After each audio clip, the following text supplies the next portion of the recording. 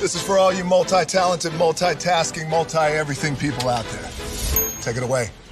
Find your glory, write your story, fearless feet will carry you. Time you own it, take your moment, be a fire burning through. Hustling from night until morning, grinding it out, it won't be long. Feel your power, it's your hour, you inspire, you are strong. Enjoy your Zoa. No applause? You're all fired.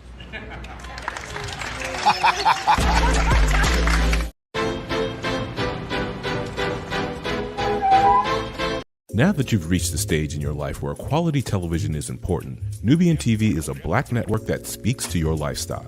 Nubian TV is the world's first digital network devoted to the upscale and political lifestyles of black people. Nubian TV's programming includes politics, travel, fashion, food, automotive, arts and culture, civil rights, music, and more. Watch now on Amazon Fire TV, Roku, or watch globally at nubiantv.net. Nubian TV, it's what you want to watch.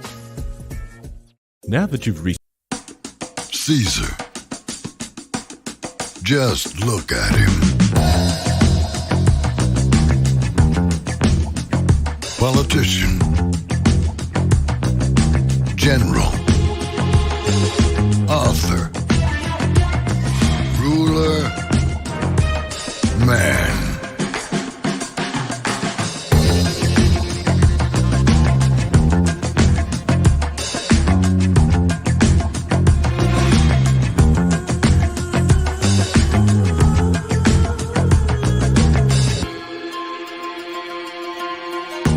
Legend has it, he's not only stared into the belly of the beast, he's had it for dinner. Here he's free to relax, or party, or relax, or party, or relax, and party. His is a world of opulence, excess, and the occasional impulse buy. Not one to rest on his laurels, he's famous for ushering in a new age of entertainment. So, for anyone seeking a place where the sun never sets on a good time, all this awaits. I am Caesar, and I approve this palace.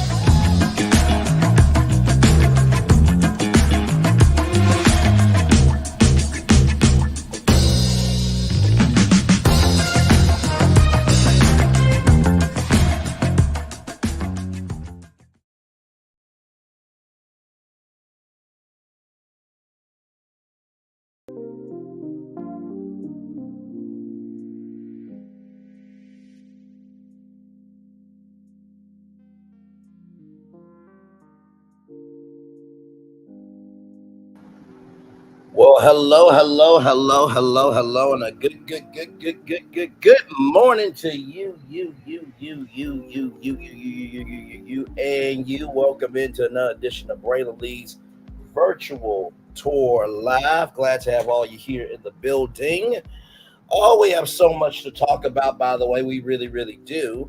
Starz is telling us how they make their decisions on television. We'll talk about that. Angela Bassett, she was on Good Morning America this morning, looking lovely as always. Well, she is going through something that a lot of parents go through, and we will talk about it because, you know what, I think this really goes to show that, you know, as amazing as she is human as well. So I thought this was a very beautiful story that I found, and going to present that to y'all this morning. Lynn Connor has made some history in the New York Police Department. I'll tell you about that. There are some people at Dollar General that are not feeling good about just being respected in more ways than one. I'll tell you about that. Chris Harrison is coming back to television. I'll tell you how. Yes, Chris Harrison is coming back to television. I will definitely tell you how, because Lord Jesus. And then finally, HBCUs are rising higher and higher and higher, in terms of not just the investment, not just the social capital, but just the coverage of HBCUs is rising, and I'm very excited about that. So I'll tell you about a very big thing that's happening with that. So higher is way and low is available. Either way, we are live on tour. Let me take down the psychotic intro. You see the virtual tour background, hear the virtual tour music, and then there is me. Hi, everybody. Good morning to you. Glad to have all of you here in the building with me. Let's do what we do and go on tour. All right, let's do it.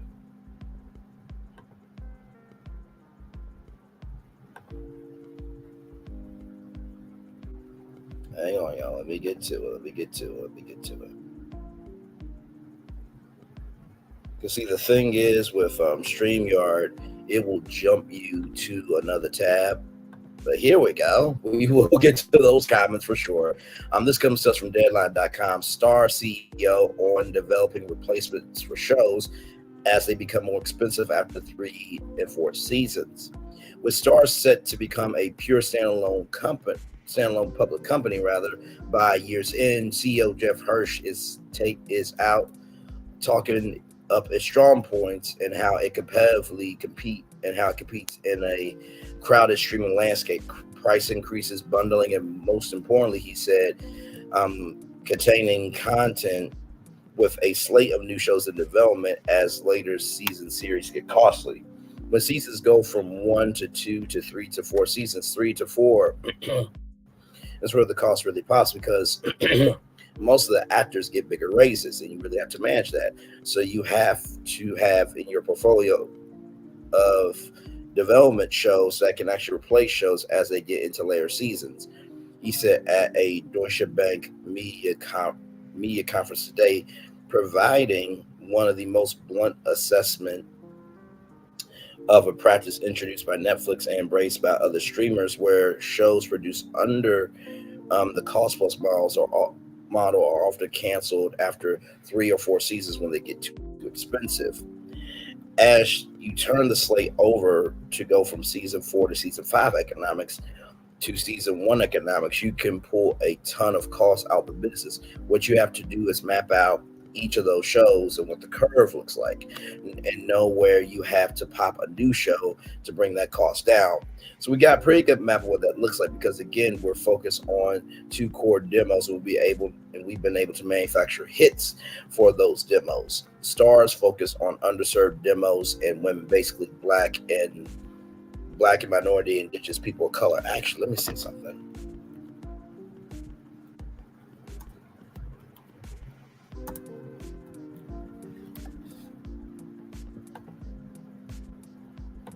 Let me see something, because they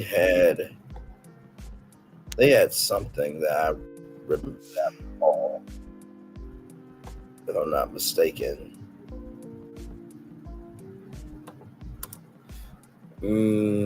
Initiatives.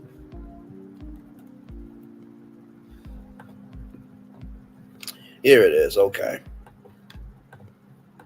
I was about to say, I knew that they had something. So we'll get into that in just a little bit, tell y'all why Starz is Starz.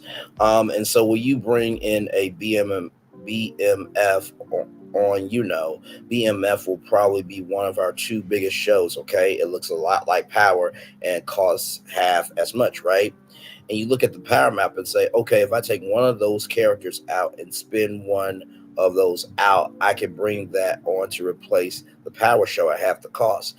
Now I'm putting a lot of money right to the bottom line, and I'm not really losing anything in terms of acquisition costs and subscriber viewership, because we know what those demos want and we know how to line those up. And so that's really getting to the core of that 20% margin, turning that slate over with fresh content to drive the business. If you think about our slate of 7 to 10 shows, he said it's a lot like the salary cap management in the NFL. If you have a special teams player who is coming off this rookie deal, is about to become a veteran, you can go back and draft and pick a rookie and bring them on for rookie deal and manage costs. Managing a content portfolio of originals is kind of the same thing. The Power Universe, which originated with Mark Canton, has spawned off three spin-offs, including Power Book 2 Ghost, Power Book 3 Raising Cain, and Power Book 4 Force. Yesterday, Lionsgate Television signed a new deal with producer, showrunner, and writer Gary Lennon to work on development opportunities to expand the Power Universe.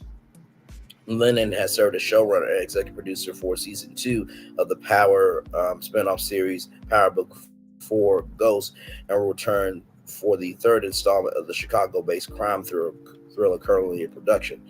The Power series, which debuted in 2014, was created and produced by Courtney Kemp in collaboration with Curtis 50 Cent Jackson, who also executive produced BMF, which was just renewed for a 4th season at Starz ahead of its season 3 premiere March 1st.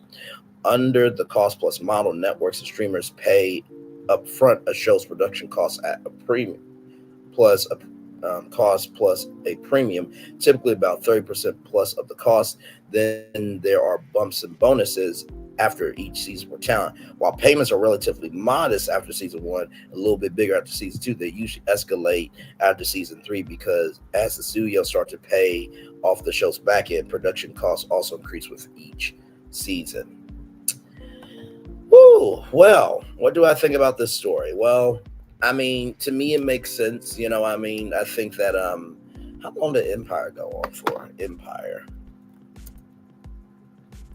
on Fox. Let me see. So, yeah, Empire lasted 6 seasons, and I think it was $3 million per episode, if I'm not mistaken. Yep, right here. See, I don't miss for nothing. I don't miss for nothing. So Empire costs about $3 million per episode to make. So when you and that's network television, right? That's network TV. So when you're thinking, hey, Life Online with Colton, welcome and glad to have you here, brother. So when you think about the production cost of a show, it makes sense to cancel it after 3 to 4 seasons because, hey, Beverly Childs, good morning to you. Y'all, we had a time last night. I was on, where was I at, y'all? I was on with Chit Chat with QT last night. You know, I came in with a little pass up brilliantly last night. And then, of course, I was on with T-Talk with your girl and Cheryl Howard. Shout out to those two beautiful women. And then I was on Melody's TikTok. It was so funny for a brief moment. Y'all, just for a brief moment, follow me here. So I was on TikTok and with T-Talk with your girl. And so she said, I see Braylon's in here. And Taisha J said that she loves her some Braylon. And I said, Melody Cherie Lee, please. And thank you very much. And Taisha J said, Braylon, I'm done with you, with a laughing emoji and a face palm emoji. And then there was another person said that was very funny. And then you know, I said May, June, July. Doesn't it have a nice ring to it? And she said, it actually does. So I love that we have inside jokes with all of us. And y'all, Melody Cherie Rogers is not dating Braylon Lee, okay? It's just an inside name that we do over here and from time to time on other channels. But it was a good time last night. It's good to see Beverly Childs for sure. Like I said, 3 to 4 seasons, I understand, because after a while, you know, the shows get ad revenue, which the ad revenue gets back into the network, right? So you can't have too many costly shows because then guess what?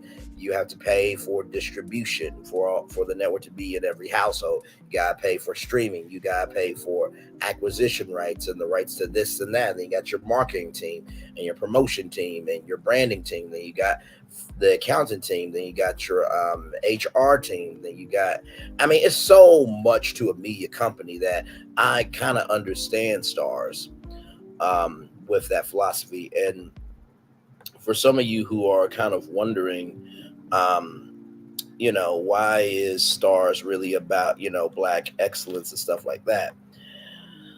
Well, listen, I will show y'all, because that's what we do around here. When we're live on tour, I give y'all anything and everything, you know what I mean? So, and that's just what we do. So here is this. Here we go. I believe in myself. And I believe in us. Because we opening doors. We gotta do this together. You in? Where's you at? You just gotta feel it. Because this right here is what it's all about.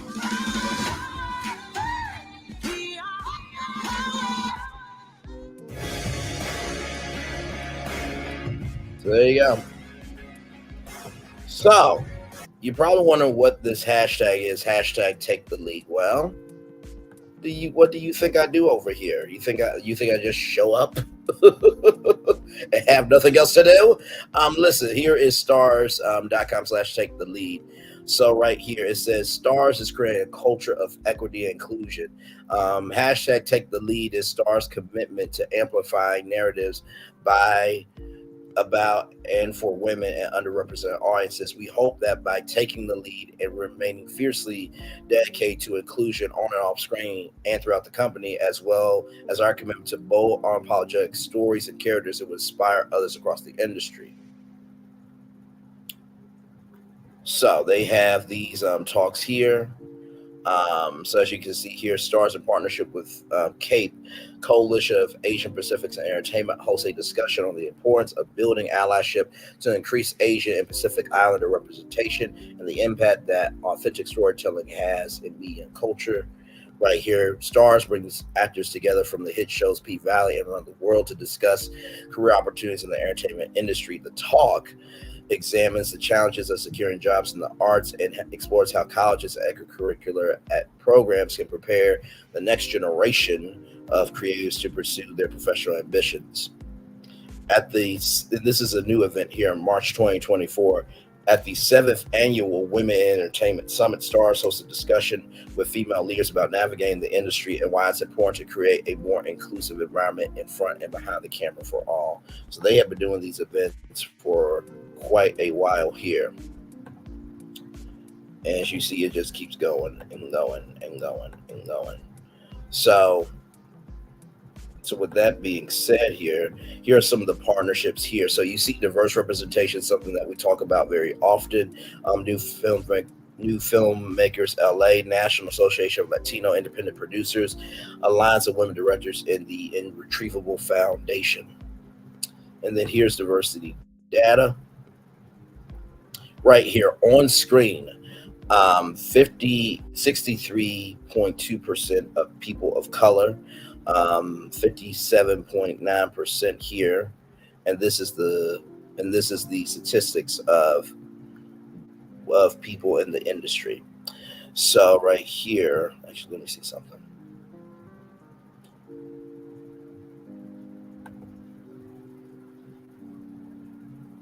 Just want to make sure I get this right for y'all, because I'm just reading this live. Okay. Oh, that's 19 pages. Good damn. Anyway, so behind the camera showrunners here, people of color, 45.4%, 54.6%, directors, 43.7%, people of color, 49.3%, leadership, 75%, women, people of color, all who are women, 50%. I think these are the statistics at the Starz network here. Audiences care about who is in front of and behind the camera. 49.1% feel that having women behind the camera is important. 60.4% feel diversity behind the camera is important. Then women and minorities still feel representation is lacking across the broader TV and media landscape. 59.7% of men feel that way. 38.5% of women feel that way. And racial ethnic minorities, 35.7%. Audiences care about what they see much more than how much they see. 36.3% want quantity of content over quality, and then 63.7% want quality content representative of their identities. And then 56.9% audiences believe that diversity on screen increases empathy towards others. So there you go. And then right here, now this is CNET. Now, for those of you who don't know what CNET is a technology website. So they cover a lot of tech. So they cover car tech. They cover. I just saw something this morning that GE has a washer and dryer in one. That's right. So your washer and dryer that are usually two separate units, they have it in one unit, which is absolutely fascinating. But anyway, they also cover media from time to time. So here it is here. Hollywood has a diversity problem, so Starz chose to make its name on inclusion. Premium network Starz decided to overrepresent women and people of color as network, and it's found a secret to success. Hollywood has a bleak track record for diversity, both in front of the camera and behind it. Television has rapid representation of women of color.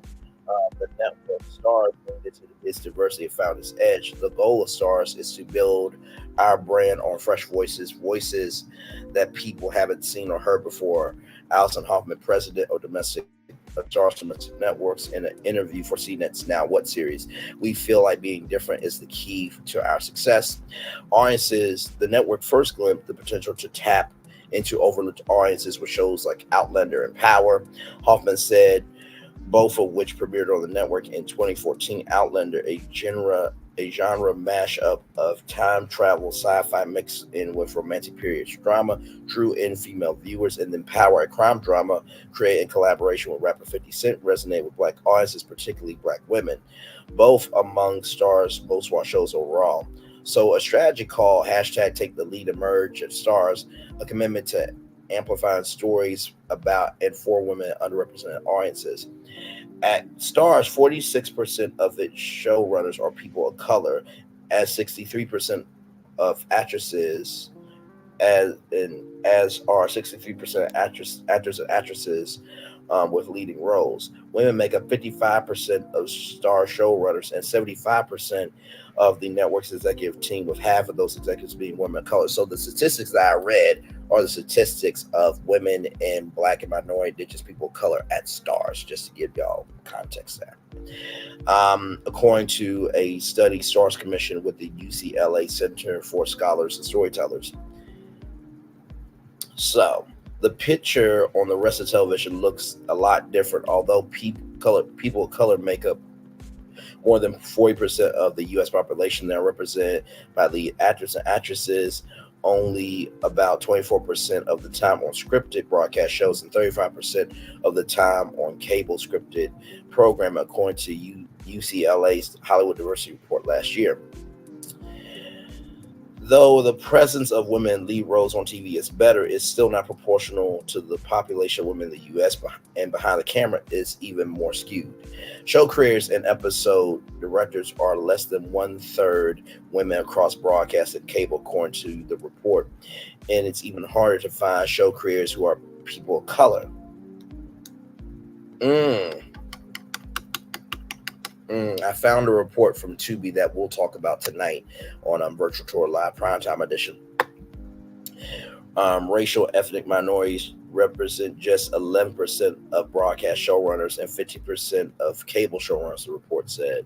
Though Starz' own study of its diversity found it was outperforming in some aspects, it also revealed areas of importance, like the fact that fewer than half of Starz directors were women. We thought we were better than that. Hoffman said to correct course, the network began a program with the Alliance of Women Directors to put more women in director positions. We really need to take a look, and a hard look, she said. We want to make sure that we're holding up that mirror and holding ourselves accountable. The Take the Lead initiative has manifested in recent Starz shows like PFAL, a critical drama created by Katori Hall and praised for its nuanced view of Black Southern life and sexuality. Blind Spotting, a series spinoff of the 2018 movie of much of the same about multi-generational, multiracial family, and a clutch of new shows building off the Power universe. But the initiative has also widened its programming and hiring strategy to a series of panel discussions examining how to make TV more inclusive, which the company calls Transparency Talks. The next Transparency Talk is available to stream live Thursday at noon Pacific time. It is set to discuss building inclusivity into TV producing. Although Starz Take the Lead programming seems to resonate with viewers because it's different than what they see on TV, Hoffman says she isn't worried She's aware that inclusion might become Hollywood status quo. That would be a great problem to have. She said we would feel really good if maybe we were part of the spark that helps make that happen. So if you guys are wondering why Starz is so blackety black, that is why. So there you go. Oh, and by the way, I just want to show y'all something, because I give the media game for free. Hey, Lady B, good to see you, beautiful. I want to show y'all something, because, you know, when I say I know the media game, I'm not just talking smoke. I'm really not. Let me show y'all this press release. Now, this press release comes to us from PR Newswire, and there's also another thing called Business Wire. These are press releases. It's important to read. In the words of UNICEF, a mind is a terrible thing to waste, but a wonderful thing to invest in. So here it is here, right? Now, this came out in 2021, but if we click here, what will end up happening, you can do this with any company, it will give you a series of press releases. Okay? See all those press releases. You see all those press releases, right? Okay, I'm just showing y'all this because I want you to know that sometimes you can get an opportunity just by reading a press release. I'm gonna show you how. So let's go all the way down. So this is all the, take the lead, all that type of stuff, right? At the bottom, these are the press contacts with their email addresses and phone numbers. Now, why am I showing y'all this? Hey, Tyrone Smith, welcome. And why am I showing y'all this? Because PR, branding, marketing, and promotions, they are connected to everything. So let's just say that you wanted to interview somebody for a show. You can email these press contacts. You can call them and say, hey, listen, I saw that P-Valley is coming back. I would like to interview the cast. I mean, y'all can do what y'all want to do. I'm just giving y'all media game for free. Listen. And you know what? Right now, I'm going to do this.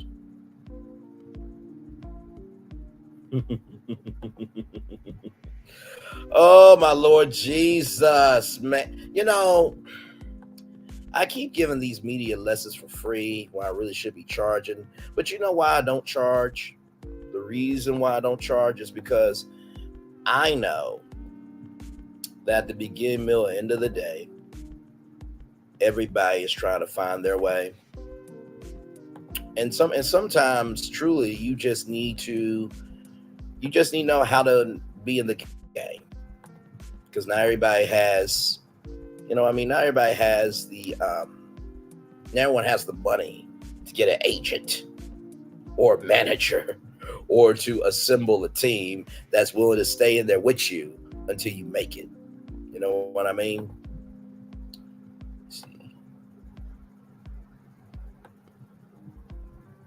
Let's see here.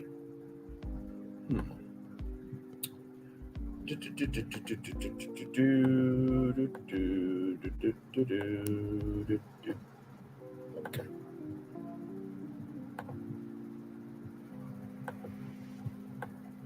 So I'm just going to show y'all LinkedIn, okay? I'm just going to show y'all a little something. Because I feel like I got to keep proving myself to y'all. Not to y'all, but just in general. Hang on.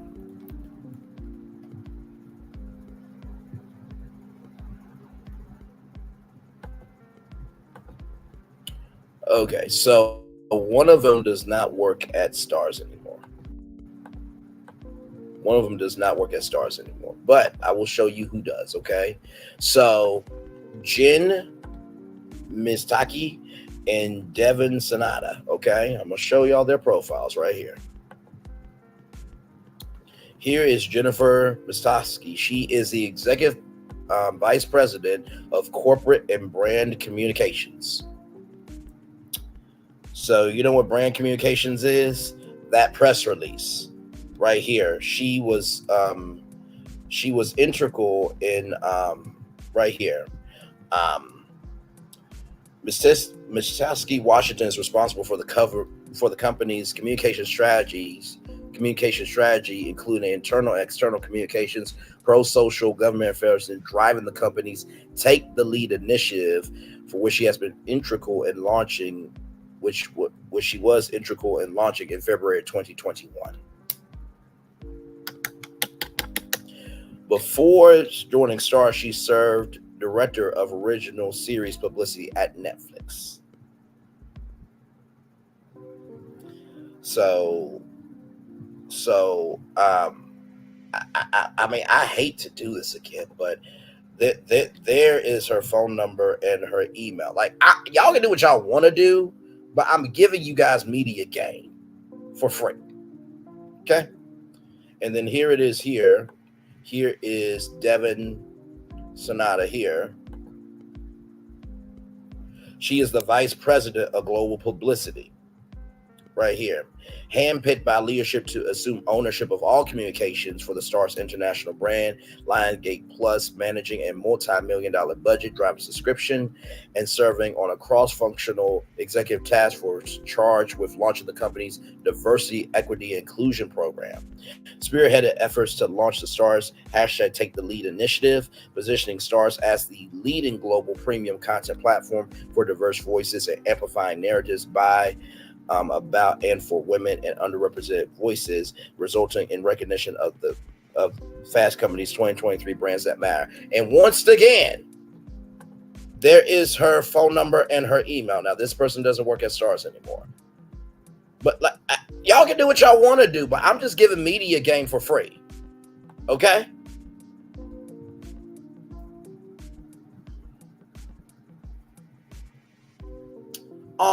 Beverly Childs, thank you so much, beautiful. I appreciate you. Thank you so much, beautiful. You did not have to do that. I appreciate that. Thank you, thank you, thank you, thank you. And listen, do I know everything? Absolutely, I do not. But I also know what I know. Okay? There you go. So, let's look at some of the comments here, and then we'll roll off of this Starz story. But I want to bring this Starz story to y'all.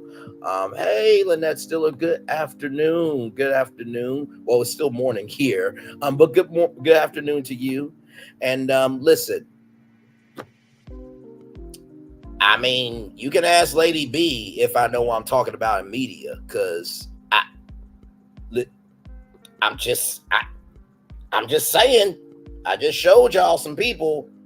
Hey, Nikki News, good to see you, beautiful. I was just showing the people how to use press releases to get to where you need to be. So this is a press release from Starz, because Starz has this initiative called #Take the Lead, right?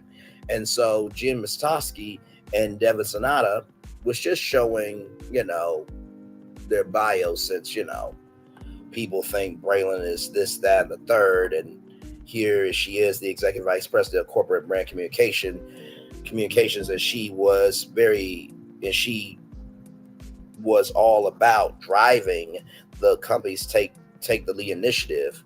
And then right here, Devin Sonata was a part of spearheading the efforts to launch the initiative.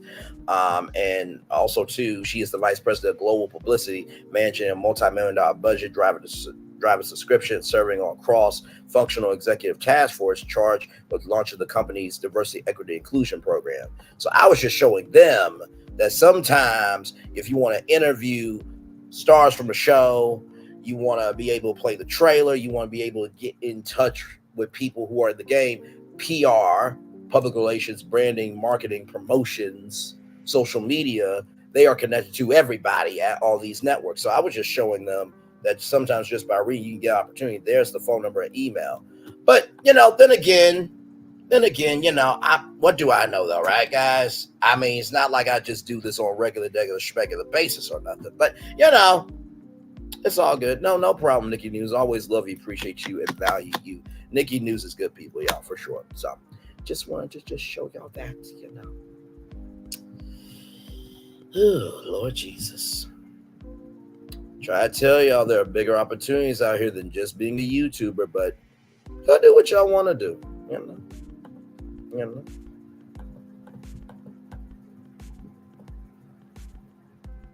And then here are some of the comments here. This is ridiculous. Once 50 had his deal in format set in Louisiana, I hope he pulls everything from Starz because, as it was said a comment before, the only reason Starz is still standing is because of the creativity of him, Courtney, and the other members of their staff. So I hope each one will read the story and realize the life they have given this channel and stop taking rookie deals when show provide veteran moves. I mean, the talent's costing more. After season 3 and 4, they've earned the app streaming because the show grows in popularity. And if it's on season 4, let's be real, it's popular and making Starz bank. I only got Starz for power. Now I keep it real because they're putting out new 50 series every 3 months, like the Brilliant Mind 50 is. Power's the only reason why I'm keeping Starz. I'm sure the power actors are not making nearly what the other actors are making. It's always about money with these big corporations. That's why every few seasons, Starz 50 goes on a rant about Starz. CEO should have kept this info in-house because it's such a disappointment to subscribers to know how they get rid of their highest paid actors and spin-offs of the best shows, all because of money. What up though? All of this because subscriber fees aren't covering the cost of these shows. That's why Amazon's trying to put commercials for Prime members. Remember, corporations pay big money to have their feature commercials before, during, and after primetime shows. So the more successful a show is, the higher the ad space. But also keep in mind that tons of people work on these shows, not only the 10 main actors, but lighting, camera, electrical, sound, hair, etc. You might be 100 plus on set for BMF. They all got to eat figuratively and literally. On what aspect or plan do these shows get more expensive for multiple seasons? Are the Power shows shot entirely on location? Power shot in New York City, in actual New York. They didn't shoot in LA, so they actually go on location, which in the media industry, they do have, hey, I said welcome in. So Starz, so Starz is basically saying that they cut shows after 3 to 4 seasons because of how expensive they get. Right here. This came out on Deadline.com. Starz CEO on developing replacements for shows after they become expensive after 3 or 4 seasons. So they said when seasons go from, and this comes to us from Jeff Hirsch, when seasons go from 1 to 2 to 3 to 4 seasons, 3 and 4 is where the cost really pops because most of the actors get bigger raises, as they should. You have to really manage that, as y'all should do. That's y'all job. They make y'all money so that way y'all can have a network. Without content, there is no ad revenue. Without no ad revenue, there is no network. Basically, and it's called show business, right? In order to have a business, you got to pull in eyeballs with a show, right? In order to keep that business going, you have to maintain the cost, right? As James Brown would say, I'm the show and the business. You understand? So you have to get into that portfolio of developing shows that can actually replace shows as they get into later seasons. He said at Deutsche Bank Media Conference. If you don't know what Deutsche Bank is, it's pretty much the world's bank. It's almost like Blackstone Capital. They invest in a little bit of everything, right? And Blackstone is even invested into Disney. Yeah. So, providing one of the most blunt assessment of a practice that's introduced by Netflix and embraced by other streamers, where shows are produced under the cost plus model and often canceled after 3 or 4 seasons where they get too expensive. As you turn the slate over from season 4 to season 5 economics to season 1 economics, you pull a ton of costs out of the business. What you have to do is map out each of those shows and what the curve looks like, and you know where you have to pop a new show on to bring the cost down. And so we got a pretty good map of what that looks like, because again, we focus on 2 core demos. We've been able to manufacture hits for those demos. Starz focus on underserved demos and women, basically Black and minority indigenous people of color. So that's what we're talking about here. let's see here. On what as backward planning does shows get more expensive over multiple seasons? Are the shows shot entirely on location? Can someone drive over to the corporate offices and explain amortization to them and multi-season deals? And how is this the biggest BS story ever to excuse terrible creative behavior? When shows get renewed, the cost to employ the actor rises. No one is willing to work at the same pay for each season, nor should anybody. Let's just say that if Virtual Tour Live was on weeknights at 6-9 Central, child, I'm thinking of a multi-universe time. If Brainley's Virtual Tour Live aired weeknights at 6-5 Central only on Starz, right? And let's just say that I got paid, right? I got paid what? $30,000 an episode to do, 185 episodes, right? That would be, ladies and gentlemen, $5,580,000, right? So let's go to our good friend Forbes income tax calculator. Y'all know we go there often. A little too often, but hey. So, like I said, 30,000 times 185 shows, that came out to $5,550,000. So I'm going to type that into the Forbes income tax calculator. Let me do this live with y'all. So that's 5,550. And remember how Taraji P. Henson said that, your taxes are taken out. So because I'm doing the show from Ohio, we're going to do it for Ohio. Single. I will be getting allegedly, I will be getting $3,321,647. Okay. Not a bad check from Starz. You know what I mean? Not a bad check from Starz. Now, even though I could live comfortably at $3 million a year to do a nightly show on Starz, maybe I want a little bit more. So then we bump the pay up to $50,000 for 185 shows. So now we got 50,000 times 185, right? So that comes out to, ladies and gentlemen, $9,250,000. So $9,250,000, right? So now let's do it again. Now this is what they have to decide. Now, because I'm unscripted, the production costs basically for me is Canva to make the thumbnail and the Virtual Tour Live intro and StreamYard. That's the production costs. That's it. Canva I pay monthly, and StreamYard I pay monthly. There you go. And YouTube is free. And if we stream off of the Starz YouTube channel, okay, let me show y'all this here. 846,000 subscribers. So if we stream it off, of Starz Live YouTube, Starz YouTube channel live, and we stream on the Starz app, and we stream it on Starz the network, then guess what? I want checks for all of those, right? So then they have to break it down even further of, okay, Brian wants to get paid for streaming on YouTube. Okay, that's a YouTube check. Then he wants to get paid for streaming on the Starz app. That's a check. And then he wants to get paid on streaming on the Starz network. That's a check. So let's type in $9,250,000 right there in Ohio. Let's calculate. Now that is gross. Okay.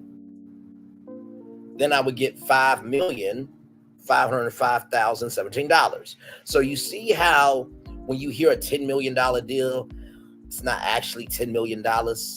So that's what they have to figure. Oh, sorry, y'all can't even see it, child. That's how real I am about my ish. So let me go back.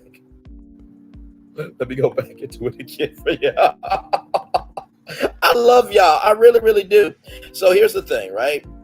So like I said, that salary, right? $50,000 times 185 shows, a virtual tour live on Starz would be that much, right? So I entered it in here. Let's calculate Ohio, OHIO. That would be $5,505,017, right? So when you hear a $10 million deal or $20 million deal, it does get cut. So Starz has to figure out, okay, Can we pay Braylon $5 million a year, and we can just give, you know, a $250,000 bonus for him, you know, streaming on our YouTube channel and then him streaming on the Starz app? That's how they have to factor that in, ladies and gentlemen. Just a little behind the scenes for y'all. Back on Janice J, the economy is expensive, and we have shows like the Power Arena, the storylines, the stunts, special effects, production, etc. There's a cost. Don't you get a raise on your job every year? Now everybody gets a raise on their job every year. There are some people still making $7.25 an hour, and the wage should be $15 an hour. There are some people making $20 an hour at McDonald's. Okay, Chick-fil-A's got very nice benefits. Okay, listen. They by the way, Chick-fil-A, y'all really should have chicken taste testers, and I'm willing to try it. I'll do chicken taste testing for $50 an hour, Chick-fil-A, just saying. But let's get back on these comments here. Don't you get a raise on your job every year? If a show is successful, the talent is getting offers to do other things, so you have to pay them more each year to keep them. As his star continues to rise, the talent starts to demand more. This is true for all successful shows, even network shows. What is new is getting executives to say this in an interview. If they're canceling any of the Power shows, I'm unsubscribing as soon as possible. If it wasn't for 50 Cent, Starz would be nothing. As it is, his shows are the only thing on Starz we're watching. We're not going to disrespect P-Valley like that. We're not doing it. Don't do it. Don't do it. Don't do it. Facts, as a wrestling fan, they canceled the show I really like, Heels, after 2 seasons. So if something happens to Power, then there's no sentence that says to scrap. I'll cancel Starz immediately. Facts, as a wrestling fan, they already canceled the show Heels, which I'm still super pissed about. So if something happens to Power, there's no incentive for me to say subscribe. Or, and is this just a wild idea? Pay your creators when their shows are successful. Hashtag clock that T. Clock that T. Clock that T. Funny how these studios never use this strategy for executive pay. Oh, why would they? The shows are the product. The executives are the ones paying for them. The ones who places the aura and the product are on the same level, and they will never be. Facts, mic drop. Just when creators needed one more reason not to bring their material to Starz, we promised to get your show canceled in 2 seasons. This is the model everywhere. Streaming, cable, network. It has always been there. That is true. Truth FL is coming through in these comments. So don't start watching their shows, because if you like them, it's tough. They are getting pulled. Sad for creators, sad for audiences, demos, good for shareholders. That's your choice, but 3 or 4 seasons is considered a successful run for any show. Shows were never designed to last forever. There has to be an end point. Well, I mean, The Tonight Show is still on TV after how many years? Like, let's see. How long has The Tonight Show been on?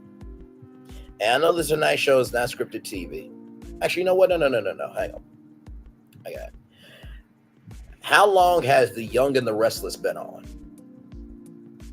According to CBS, when The Young and the Restless premiered in 1973, it revolutionized the daytime drama, and 50 seasons later continues to set the standard with strong characters, socially conscious storylines, romance, and sensuality.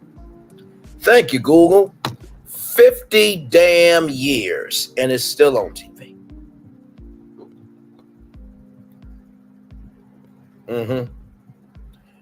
So Truth FL, you are correct, but to what Google said, something the Kool-Aid ain't sweet with what you said, because CBS got Young and the Restless on for 50 years, 50 seasons. Isn't this just a variation of Netflix's cancel after 3 seasons policy? This is happening everywhere. Reps need to make sure creators are paid within their first few years, because this is the new normal. Sad but true. And this is why they went on the strike, of course, with artificial intelligence as well. By the way, Tyler Perry, make that damn studio expansion happen. Gonna stop a damn $800 million production, 12 new sound stations that could be ran out to HBCUs and other independent creators, because you want to see if AI will work for your studio. Get the hell out here. And you a writer, producer, director, actor, everything. Get the hell out of here. They get a per season rate already. They sign them up for 1 to 2 seasons, but they only get paid with the network or it's a new season, but no one's getting paid for multiple seasons up front. Do you get paid for multiple years at your job on day one? Truth FL, you have a good point, but working at Target is different than working in media. So come on now, let's get real with one another. He is delusional if he thinks there will be no viewership loss by replacing power with cheap crap like BMF. Okay, first of all, that's disrespectful to BMF. Okay, listen. If you think BMF is cheap crap, you're out of your mind. Streaming where success is a burden, BMF is a great show. So comments are commenting there. There you go. So I know we spent 50 minutes on this, but I'm glad we did because guess what? Y'all need to know the game. All right, let's get to our next story here. Angela Bassett. This comes to us from Ohio.com. Angela Bassett considering therapy when her kids go to college. Angela Bassett is dreading the empty nest syndrome. Angela Bassett might need therapy when her kids go to college. The 65-year-old actress. By the way, 65 where? 65 where? I don't see it. Okay. Courtney B. Vance and Angela Bassett are both 30 to each other, and they are probably still look. Okay. Listen, if I was Courtney B. Vance, Jesus Christ. Somebody make some good loving, somebody knocking some boots. 65 where? 65 where? Clock that T. The 65-year-old actress and her twin Slater and Browning, 18, with her husband Courtney B. Vance, and while she is very excited for them to experience higher education, she herself is very sad about them leaving the nest. Oh, I'm feeling very sad about. I'm excited for them. I'm sad for me. I might have to go to therapy. Just do a little bit, she told Entertainment Tonight. The Black Panther, Wakanda Forever star first met her husband, when they were students at Yale School of Drama in the 1980s. And she admits she is now quietly pushing for her kids to go there as well. I'm pushing it, but not too loudly. I'm pushing it by keeping my mouth closed for now. Just weeks ago, Courtney, 63, also admits it's going to be a huge change when the twins leave home. We saw 26 schools, all-day tours at each school. Oh, you know what? First of all, shout out to Angela Bassett, Courtney B. Vance for being in their kids' lives. 26 schools, all-day tours. Do you not know what happened? Hey, Braylon Lee, president of Howard University. Yes, what's going on? Angela Bassett is coming. Wait, you mean the Angela Bassett? You mean love? What's love got to do with it? You know, Rolling on the River, the one that's got a production company with Courtney B. Vance from. Yes, Braylon. Them. Why the hell you dragging shit out? Listen, they are coming to Howard University. They're okay. Get a limo. Get champagne.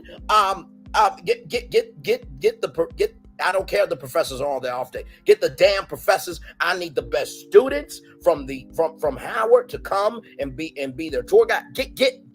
Bring the damn cavalry. Ladies and gentlemen, that was your audio-visual brilliantization of how the universities were on the phone getting everybody for Angela Bassett, Courtney B. Vance to their schools. Okay. Just saying. And listen, it may not have been a lot of cussing, but the energy was there.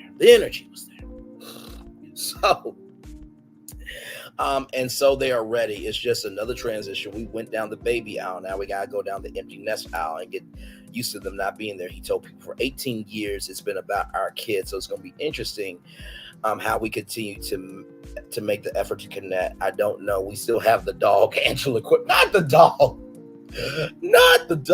Lord help.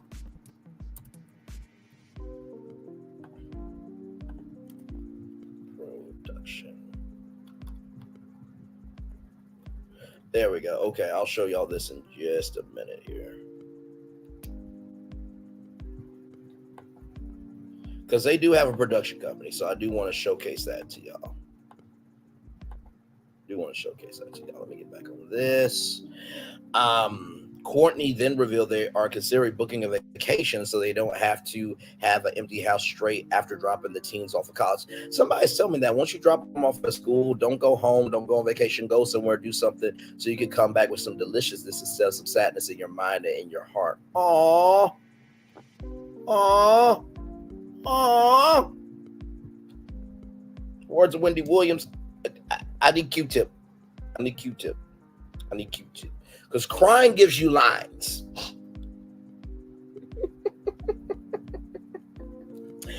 Damn. I do wonder sometimes what Wendy would be saying with the culture that we have right now.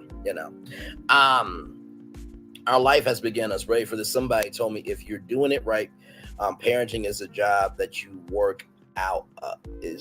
Parenting is the job that you work yourself out of. He added, I tried to pray more than worry, but it's always a balancing act for a mom. Angela concluded.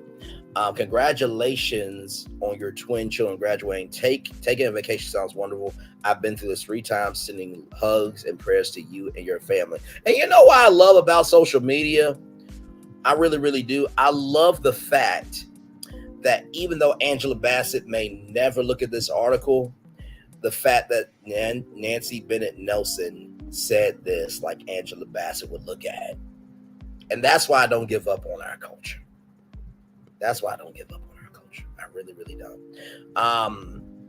So yeah, I definitely feel them when me and my sister went to college.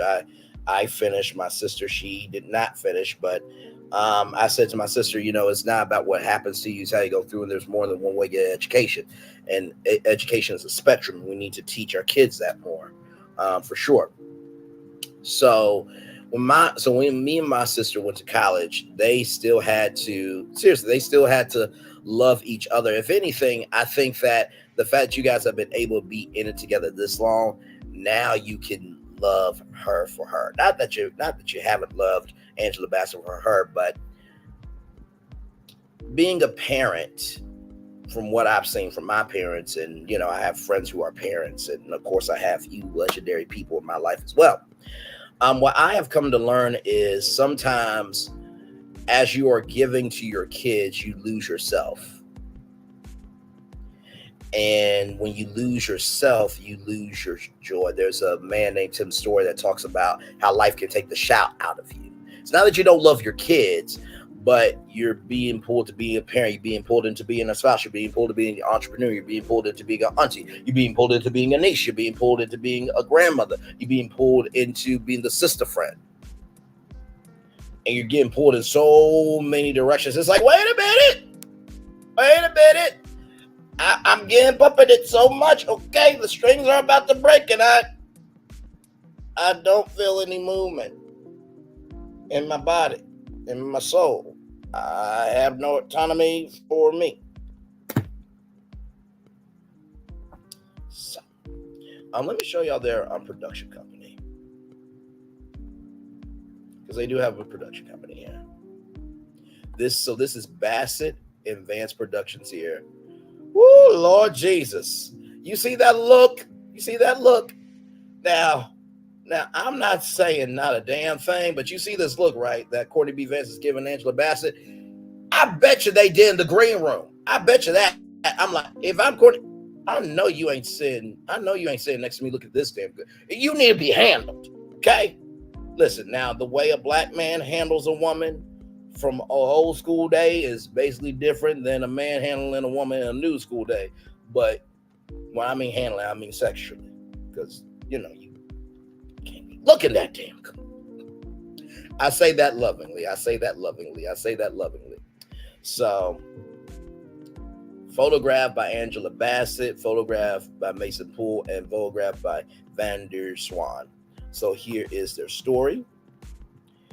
Our story, Bassett Advanced Productions is a multimedia company amplifying the voice of creators whose stories are inventive in nature and distinct at their core. Our company identifies and develops projects that are diverse, thought-provoking, and told through a contemporary lens. We aspire to encourage dialogue and community to all that are touched by our projects.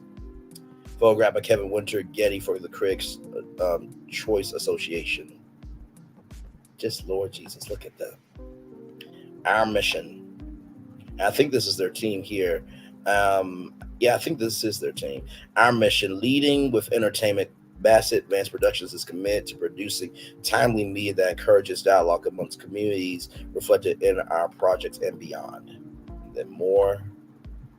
Here is the team. We're going to show off the team. Of course, Angela Bassett, founder and co-CEO. Courtney B. Vance, co-founder and CEO. Can we just give it up? Like, come on now. God willing, I still look like Courtney B. Vance when I get older. Okay, I mean, just ain't missing for a damn thing. Lynette Ramirez, president. Lonnie Rogers, development executive. Anita Johnson, company manager. Chelsea Mullaney, executive assistant, and Aaron Parker Reed, development coordinator. You know what? I'm gonna read this again, and I want y'all to tell me if y'all see something that's not there. Okay? Angela Bassett, founder, co-CEO. Courtney B. Vance, founder and co-CEO. Lynette Ramirez, president. Lonnie Rogers, development executive. Anita Johnson, company manager. Chelsea Mullaney, executive assistant, and Aaron Parker Reed, development coordinator. Did anybody notice a social media manager in this team? Now, maybe that's what the company manager is for, but I believe the company manager is more for just, the day-to-day operations of the company. But I don't see a social media manager on this team. Or is that just me? I mean, y'all let me know. Y'all let me know. Did y'all see a social media manager on this team right here? Nikki, I don't think I see one. Let me say it one more time. Chelsea Maloney, executive assistant. Aaron Parker Reed, development coordinator. Anita Johnson, company manager. Lonnie Rogers, development executives. Lynette Ramirez, president. Courtney B. Vance, founder, co-CEO. And Angela Bassett, founder, co-CEO. No social media manager. Interesting. And a I love my damn self. Stay tuned for what's in store. The possibilities are endless. They do have a project. I will give you the intel on that. Okay. And there it is right there. So they have a movie called Heist 88. And then they are producing 1,000 Years of Slavery. So that is them in the press. Events. Here are some of the events. Look at them there. Now listen, I can only look. Now I don't see Angela Bassett there or nothing, but could you imagine working for this company and imagine staying in a room with greatness like that? Oh my Lord Jesus. And then there's a contact us. Now, of course, they do not. Now, I want y'all to know something, okay? And I know this is very difficult and frustrating. There are some production companies that will accept unsolicited materials, and there are some that do not. As you see here, Bassett Vance Productions does not accept or consider unsolicited material from any source. Unsolicited material will be disposed without review. So, the reason why for that is because they don't want a copyright infringement lawsuit. So let's just say that you did do that and they did it and then you could sue them. So they just avoid that. So that's why you have to have an agent, a manager, Okay. But then again, there are some production companies, and I'll show y'all here, like Tilted Crown Productions. I don't think they have a website, not that I know of, but Melody did say you can reach out to Dawn Michelle or her, but you gotta have a budget. And then here's another company here, Backhanded Productions. And if you don't know Backhanded Productions, here are some of the things that they have done. Oh, here it is, your television. Lord help. Right here, the 54th annual NAACP Image Awards, the Griot Awards, the Byron Allen Comedy and Music Fest, Presidential Address, Celebrate America, hosted by Tom Hanks, NBA All-Star Game, Stay of Black America, Democratic National Convention, the Gracie Awards, Kevin Hart, Laugh at My Pain, Dating Naked, VH1. So, there's been a couple of things. Now, why am I showing y'all this? Okay, I'm showing y'all this for this reason. It's leading to something. Just give me a moment. And then you see how they worked with Netflix. You see they worked with Bridgestone. They had a YouTube space. A YouTube space was really cool. So basically, YouTube space was a free space where content creators could go. It's almost like Baker's Gym. I'll show you. Oh, here it is here.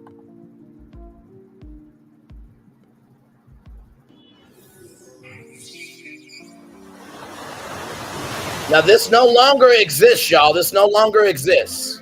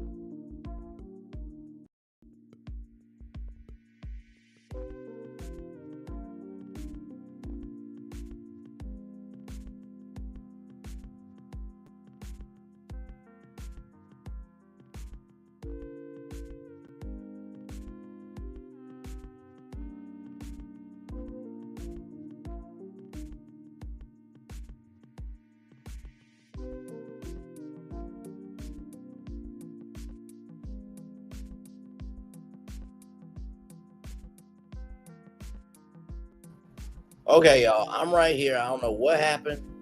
I'm right here, y'all. I am right here. I am right here. I don't know what happened. Okay, let me get back to this. Okay, here we go. Sorry, y'all. Take what I can when this night by soft speaking in the dead of night.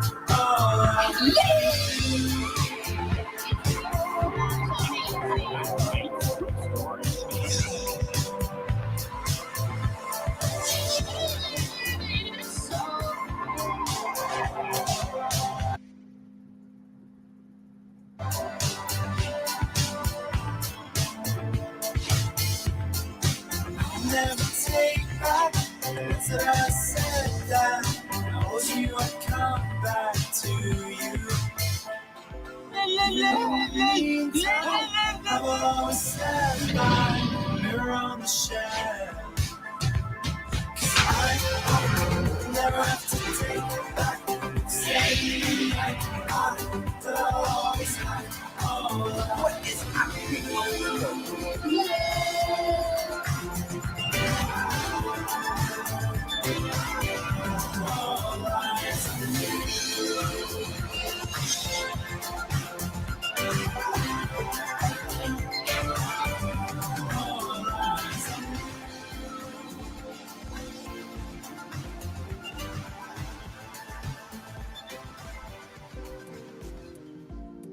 Now, that's the work of this production company, Backhanded Productions. Now, they do not have that space anymore, but basically, if you were a YouTube content creator, you could go to that YouTube studio space in LA and you could use their studios and stuff like that. But I think you had to. So, see, they did the YouTube Pro Series. They did that live from the YouTube space in LA. So, you're probably asking, Braylon, what's your point? What's your point to this point?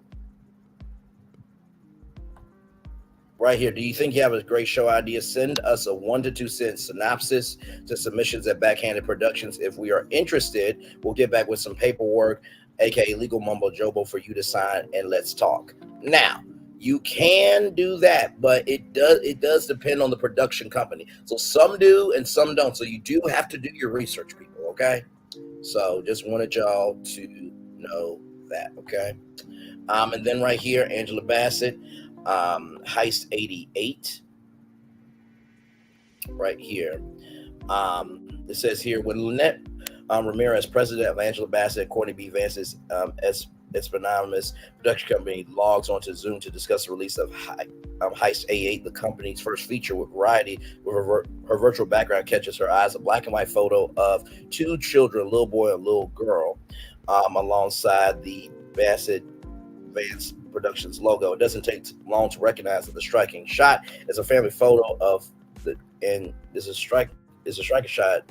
That the striking shot is a family photo, and the two kids are Hollywood power couples, now teenage twins, Brown and Slater Vance. This company is about legacy, Ramirez says. It's not just their family's legacy, but it certainly feels like that's where the heart is. So indeed, Bassett Vance Productions is a family business, but it's more than that. Formerly founded in 2020 as one of the partner companies with MTV Meet Entertainment Group's development program for BIPOC and women filmmakers, the company's mission statement notes a commitment to producing timely media that encourages dialogue amongst communities reflected in our projects and beyond. It certainly doesn't hurt that Bassett and Vance are among Hollywood's most respected decorated actors with 2 Primetime Emmys, 2 Golden Globe Awards, a Tony Award, 17 NAACP Image Awards, and countless other nominations and trophies. Between them, Angela Bassett is set to be honored with an honorary Oscar 2024. She deserves a full Oscar. Okay? Listen. I'm glad she got an Oscar, but she should actually win. And when she does win, we will claim that as the actual Oscar.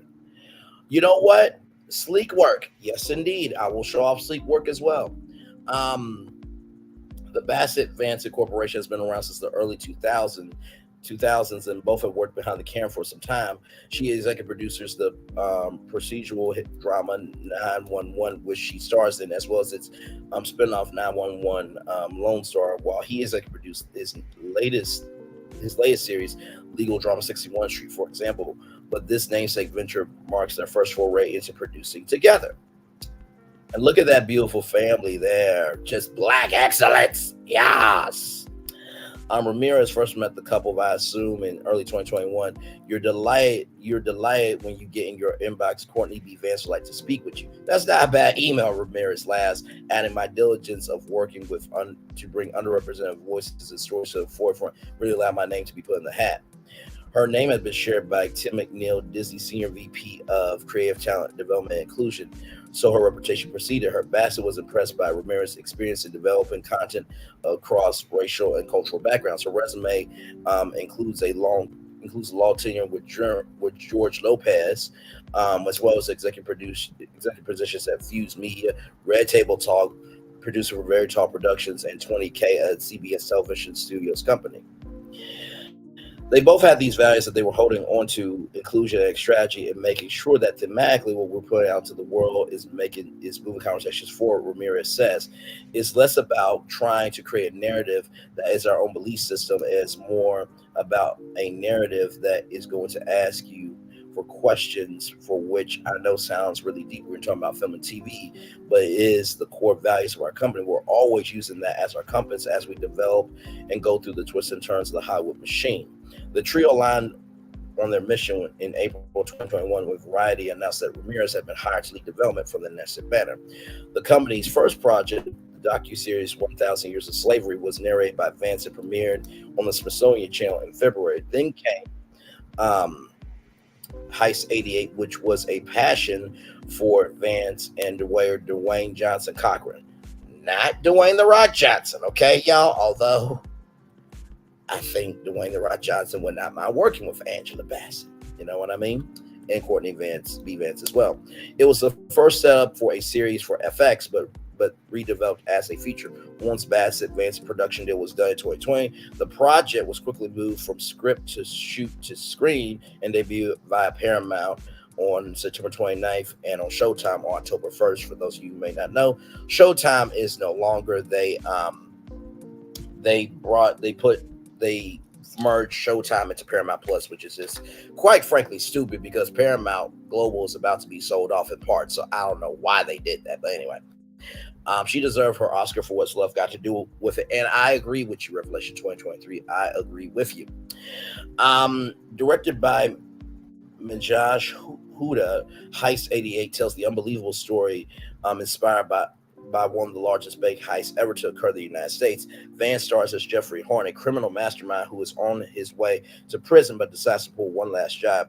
Set in 1988 Chicago, the film follows Horn as he recruits 4 young bank employees, Bentley Green, Precious Way, Xavier Clyde, and Nikon Robinson, to steal close to $80 million in a daring and brazen assault on the U.S. banking system during a time before widespread computerization and the vast cybersecurity of today. Keisha Sharp and Keith David also star. Following 1,000 years slavery and Heist 88, the company's upcoming slate includes a limited series on the 1921 Tulsa Race Massacre, Love Radio, a romance based on the acclaimed young adult novel by Ebony Liddell, and a reimagining of The Preacher's Wife. Yes, The Preacher's Wife, for those of you who may not remember. I think it's The Preacher's Wife with legendary Whitney Houston and Denzel Washington. Oh, wait a minute. I'm sorry. My bad. Not that one. After Vance starred in the 1996 version, as well as forays into unscripted content and podcasting. I wonder who does unscripted content about hot topics, news stories about Black entrepreneurship, Black excellence, entertainment, real human interest stories, topics on social media. And I wonder if you could download that person's content as a podcast. I wonder who does that. Do you guys know who does that on YouTube? I wonder who does that. Do y'all know? Let me read that 2 more times just to make sure I'm reading that correctly. Let me see. They said as well as forays into unscripted content and podcasting. As well as forays into unscripted content and podcasting. I wonder who does that on YouTube, guys. I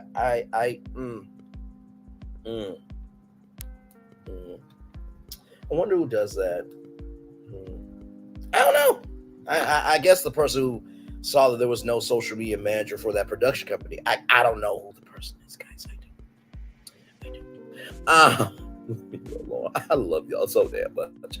Oftentimes when you're a production company, you're in a outgoing call business.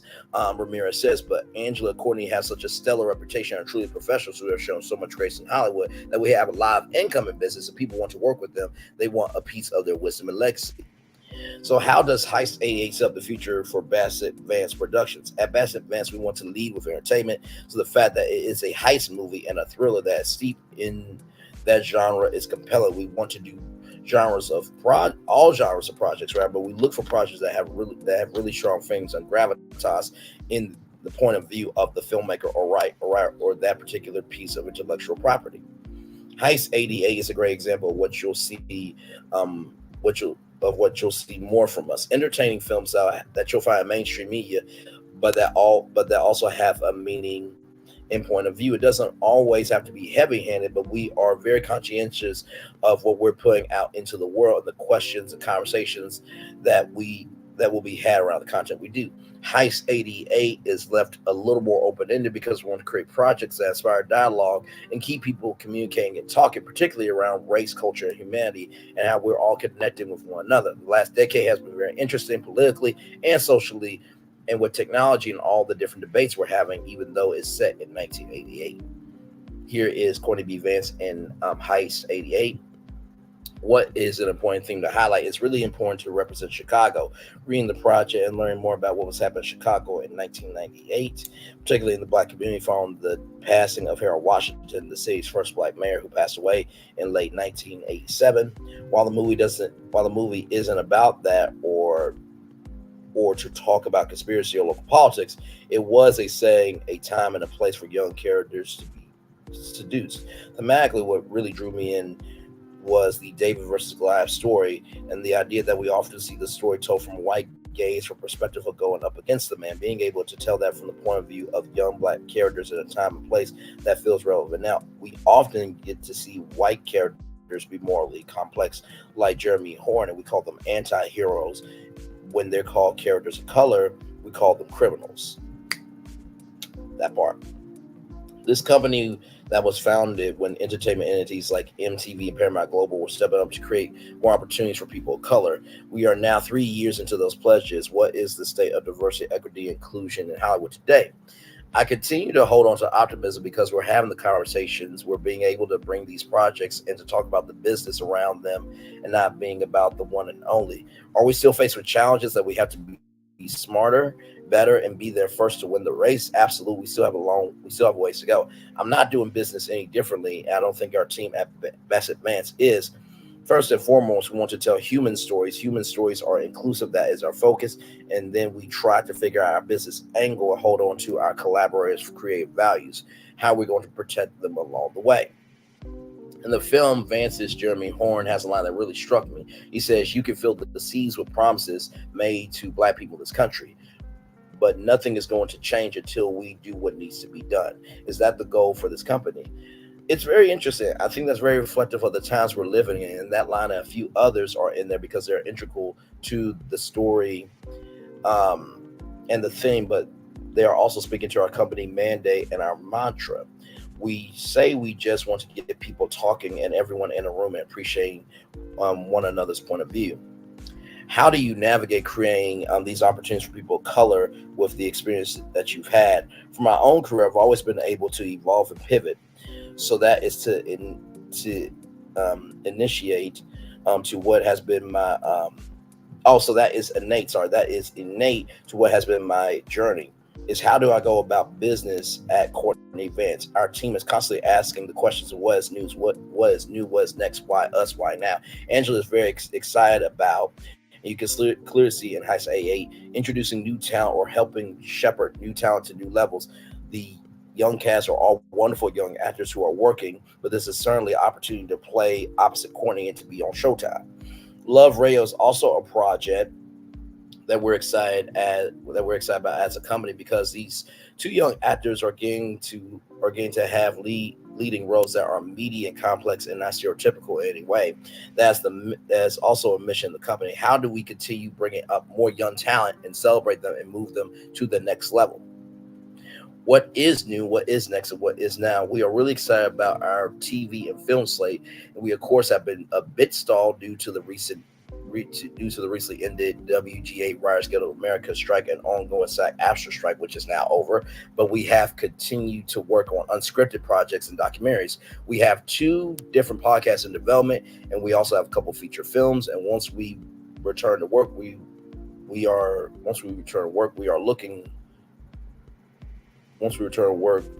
looking like they'll be ready to go into casting with MTV Studios, but we're continuing to do projects with Courtney and Angela in them and without them. The first couple of projects have featured Vance. What does this evolving business look like when it comes to making projects that he and Bassett are not in front of the camera or the microphone for? We have a book called Love Radio from a wonderful literary company called K Creative. It is a young person's love story. It's very much a throwback thematically and tonality to something like Love Jones or Love of Basketball. It was a really well celebrated book that is a good example of a feature film that we're currently working on with a wonderful young writer that we hope to bring wherever screens are now, streaming or theatrical. I think it really speaks to our brand celebrating Black love in a real positive way in this coming of age story. In addition to Love Radio, you're also developing a limited series on the Tulsa. What is the latest on those projects? Both Love Radio and the Tulsa project are very far along in development. When the strike ends, they'll be very close to a green light and casting. For The Preacher's Wife, Anthony Hemingway is attached to direct and produce with us. We don't have scripts yet, but we do have the vision and the take and the idea. It will be a reimagining. So not exactly a remake or a sequel. We have some unscripted documentaries, a slate that drives a bit more of the social commentary world. Social commentary world, you say? It's still entertainment driven, but it's different with some of our narrative features. We're almost done, y'all. Okay, this is the last part. What did the team learn from making 1,000 Years of Slavery and Heist 88 that you will carry on to your next projects? When you go into a company, you don't really know how you're going to work you're all going to work together till you get to production. What has been wonderful is that we don't always agree all the time. We wouldn't be a creative force if we did, but the level of respect and grace that Courtney and Angela operate under, and the idea that they let everyone do their job was beautiful. We have a young development team. They will fall into Gen Z, younger millennial demographic. We listen to their feedback. People of color at large want to see themselves reflected in the world we all live in. There isn't necessarily a cul-de-sac for Latinos, a neighborhood for Black audiences, which really allows us to start with the human story. Do we want to tell a love story, a high story, a historical story? I often tell people we could have made a movie like Coda. It's a very straightforward coming-of-age film, but it's told from a point of view we haven't seen. That's what we focus on. We believe that the young audience, even though it's a very small sampling inside our own company, and then the audience at large wants to see. So there you go. Just give y'all a little context there on Courtney Vance's and Angela Bassett's production company. So shout out to them. We have a lot more to talk about, y'all. Lord help. All right, let me see how long this story is. Oh, it's not too long. We'll do this and then we'll do an ad break, all right? So this comes to us from blacknews.com right here. Woman makes history as NYPD's first ever colorectal surgeon. Meet Lynn O'Connor, who was appointed as the first ever Black female colorectal surgeon to join the New York Police Department's medical division, marking a significant milestone in the department's 178-year history. It's a real honor and privilege to be able to affect change in the lives of a lot of young officers, O'Connor said in an interview with Rutgers Today. It means a lot because I always say to my students and residents, you can't be what you can't see. In her new role, she is in charge of assessing officers' fitness for duty, coordinating care, and improving medical services for line of duty injuries. With a notable career as the chief of colon and rectal surgery at Mercy Hospital in Rockville Center, New York, and St. Joseph's Hospital in Bethpage, New York, along for private practice in Long Island, O'Connor embraces the opportunity to make a difference. O'Connor's appointment comes amid a rise in colorectal cancer cases among young adults, making early screenings crucial. With her new platform, she aims to promote proactive health measures within the NYPD, advocating for early detection and healthy lifestyles. Coming from a family of high achievers, O'Connor's passion for medicine began her childhood in Queens, New York. She majored in biology at Rutgers University, New Brunswick, and eventually earned a master's from Yale University and a medical degree from Temple University. Beyond her accomplishments, O'Connor recognizes the significance of representation in the medical field, highlighting the gap where only 5.7% of physicians are Black, despite the Black population being 13.6%. Studies show when African Americans are given the opportunity to be treated by Black physicians, the outcomes are better. There's more trust, better communication, and greater adherence to the treatment plan. Congratulations for damn sure to Lynette M. O'Connor, who is appointed the first Black colorectal surgeon in the New York Police Department. That is awesome. All right, y'all, we're going to take a little ad break. We'll be back with more Virtual Tour Live right after this. Glad to have all you here. Like, comment, share, and subscribe. Now that you've reached the stage in your life where quality television is important, Nubian TV is a Black network that speaks to your lifestyle. Nubian TV is the world's first digital network devoted to the upscale and political lifestyles of Black people. Nubian TV's programming includes politics, travel, fashion, food, automotive, arts and culture, civil rights, music, and more. Watch now on Amazon Fire TV, Roku, or watch globally at nubiantv.net. Nubian TV, it's what you want to watch. Now that you've reached the stage in your life where quality television is important, Nubian TV is a Black network that speaks to your life.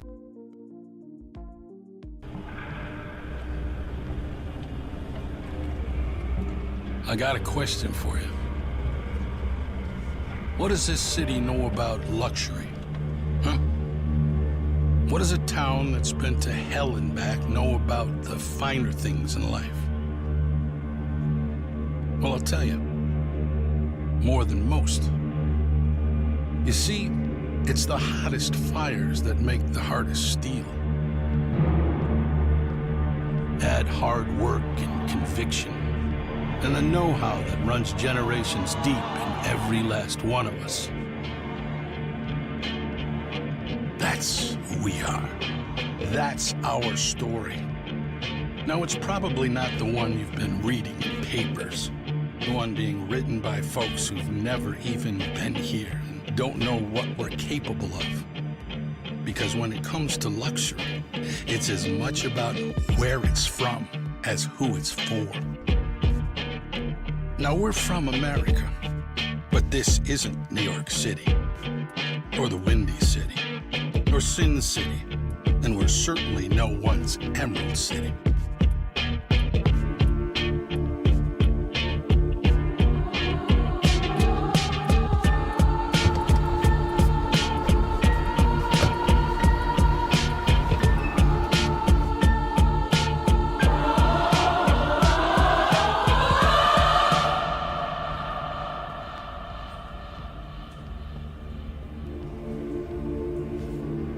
This is the Motor City, and this is what we do.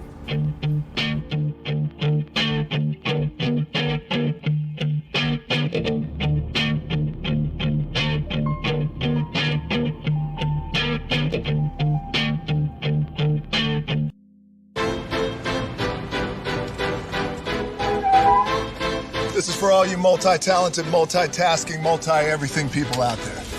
Take it away. Find your glory, write your story, fearless feet will carry you.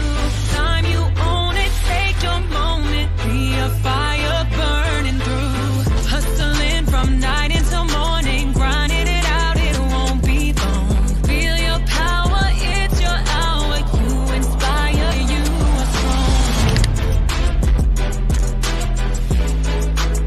strong. Enjoy your Zoa. No applause? You're all fired. Hey, everybody. Welcome back into Brainley's Virtual Tour Live. Listen, we went to Detroit. We had some Nubian TV, and Dwayne "The Rock" Johnson came through. That was good, right? Thank you, Revelation. Listen, here's the thing, right? I believe if you want to have your own show, you should showcase that you can do a show. I'm going to say that 2 more times. If you say you want to have your own show, you should showcase that you can do a show. If you want your own show, you should be able to showcase that you can do a show.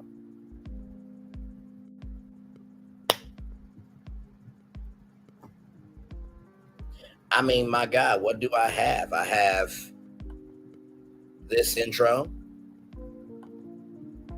I have a outro. And then I know how to go to break. This is for all you multi-talented, multitasking, multi-everything people out there. Take it away. Find your glory, write your story, fearless feet will carry you. Time you own it, take your moment, be a fire burning through. Hustling from night until morning, grinding it out, it won't be long. Feel your power, it's your hour, you inspire, you are strong. Enjoy your Zoa. No applause? You're all fired.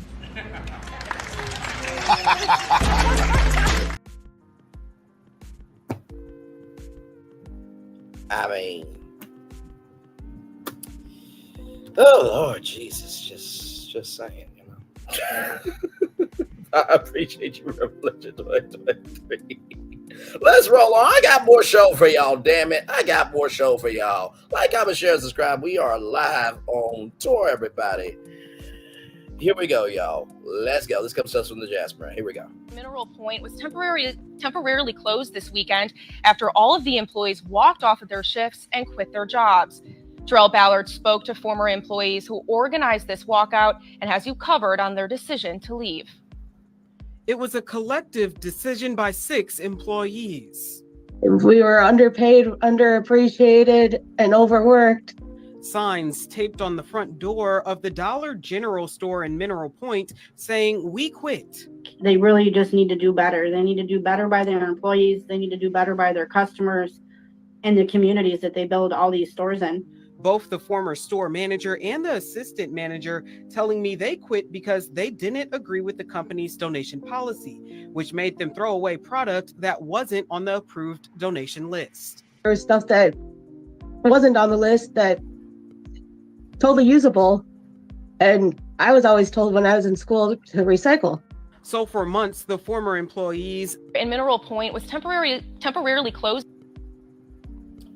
So you guys hear it there. According to KHOU 11, the staff at a Dollar General store in southwestern Wisconsin, which included 6 employees, store manager and assistant manager, quit at the same time due to a lack of appreciation. A large handwritten sign posted over the weekend on the front door of the Mineral Point store declared, "We quit." Another sign explained the whole team has walked away due to a lack of appreciation, being overworked, and being underpaid. Understaffing and excessive work hours factored into the employee's decision. Additionally, the company's donation policy prompted the employees to leave. The Dollar General donation policy requires workers to throw out items that would getting near the expiration date or that the store no longer sold. To get around that policy, employees will label items as damaged and donate the products anyway. She said when corporate found out, she told them to stop, and when the workers decided to quit. Who is wrong in this situation? Well, here's the thing, right? If you are an employee of a company, you are supposed to do what they say you're an employee. However,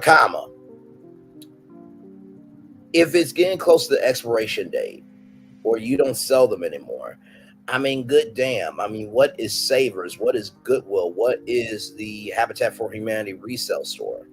Or restore, rather. You know what I mean? What's a damn garage sale? What's a food bank? Shall I go on? So, I honestly feel that, the employees had the right to feel the way they feel because, there are people that are getting extremely underpaid. And, it's not so much we are asking for $1 million a year to work in retail, but we are asking to be respected by allowing people to have 40 hours a week and to pay $20 an hour. So that way they can have a decent sized check. Because the thing is, if your employee's home is secure, then they will be secure in their job. And they'll be able to do the best job so y'all can make the most money. It's called giving a damn about people. It's a common sense concept, but not everybody has common sense. Lord Jesus. There goes my $5 million endorsement deal with Dollar General, but also too, right is right, wrong is wrong. So I hope that Dollar General sees this situation, and I hope that they address it. Everybody stood on business. That's why y'all saw up your own. Sad part, they'll probably just replace them with new workers. You're probably all right. Good for the employees. I worked for the company 1 year, the day after Christmas, and we were robbed. I was held at PowerPoint while he grabbed the cash from the register. The company closed this store for 2 hours and reopened it. No one called to see if I was okay.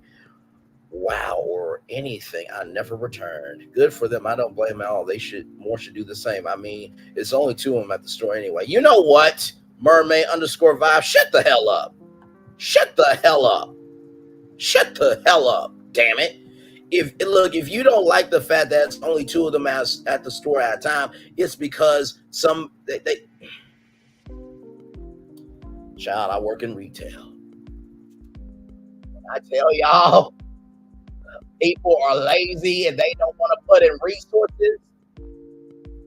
Child, I would love to know what a company appreciates their employees and shows them off. The post office would have no employees if we all walked off. Over 1,000 stores are being closed, so the walkout won't have much effect. I don't know now. I don't know. I mean, listen, social media knows how to be very social.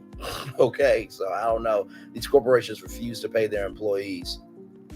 28 likes. Finally, someone stood up to a big corporation. The employees did nothing wrong. I pray they find better employees who know their worth. So what, they all quit because they were told to dispose of ish they consider waste, but they were underpaid and overworked. But where the underpaid and overworked part come from? Case is giving y'all one to ask for a raise to use the company policy as a way to make the. I don't believe that. I think you know what it is. I think that people understand their worth, and they understand their worth when it comes to humanity. I think that's what it is. So, God bless the employees there, and I hope everything works out for them, and hopefully Dollar General will make the right changes. Probably not, child, but listen. All right, y'all. Chris Harrison is coming back to television. Yes, he is.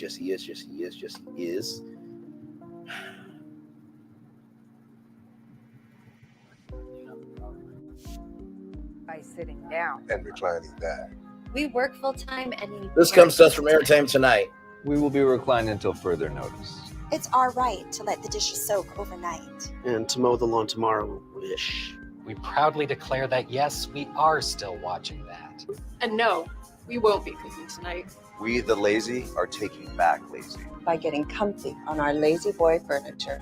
Lazy Boy. Long live the lazy.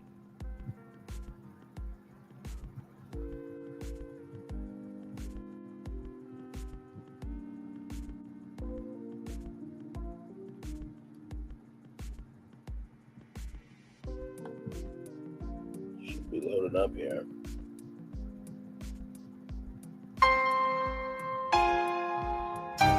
I thought long and hard about what would bring me back to television. When Lauren and I met with Dr. Phil, one of the first things he said was, this is a blank slate.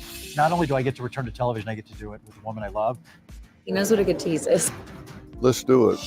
It's been nearly 3 years since the former Bachelor host and ABC parted ways after Chris initially defended season 25 contestant Rachel Kirkconnell's past racist social media posts. I am an imperfect man.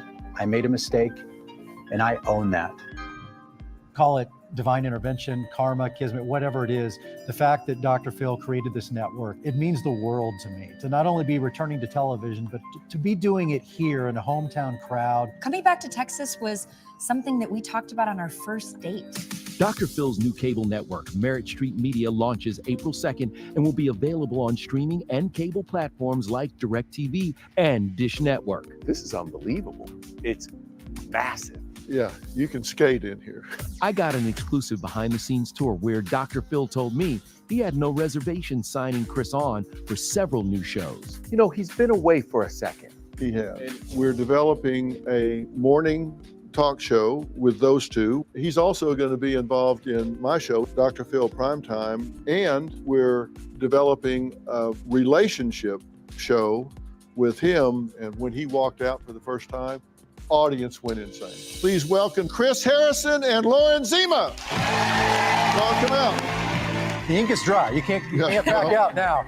When it comes to Chris's return to the reality TV dating world, well, he kind of took a dig at The Bachelor when explaining their new spin. And by new, I mean really new. For years and years, I said, this is the most dramatic show ever. We want to create a show where those words actually ring true.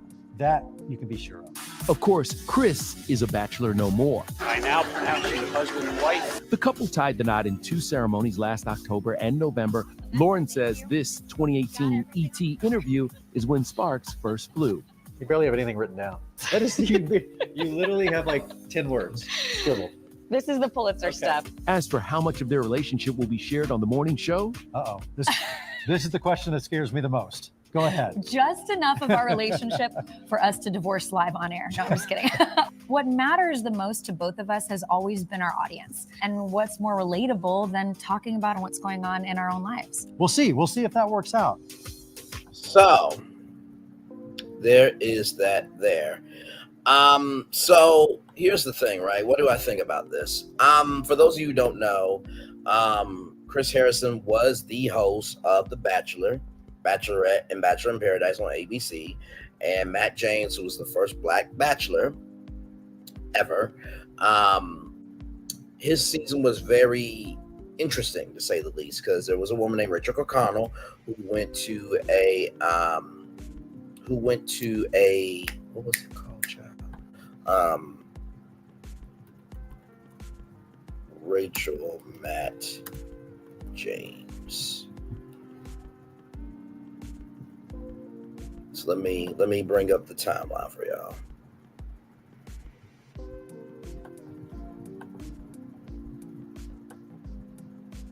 Because this was a very, very hot topic. Okay, very, very hot topic. Let's see.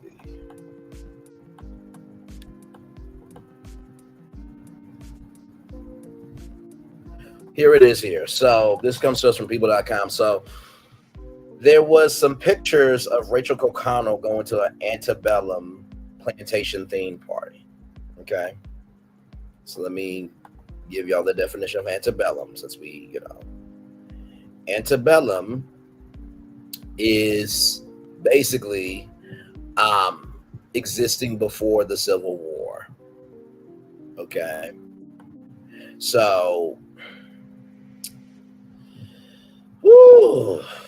so basically it was a party full of white students and they were on a plantation. And you can imagine how dicey that was because Matt James is black. So, Chris Harrison said, I don't think it was cool. Was it cool to do in, the 2021? Was it cool to do it back then? And he was interviewed by Rachel Lindsay, who was on Extra. I don't think she is on Extra anymore because I'm not seeing her bio on extra.com anymore. But Rachel Lindsay was the first Black Bachelorette.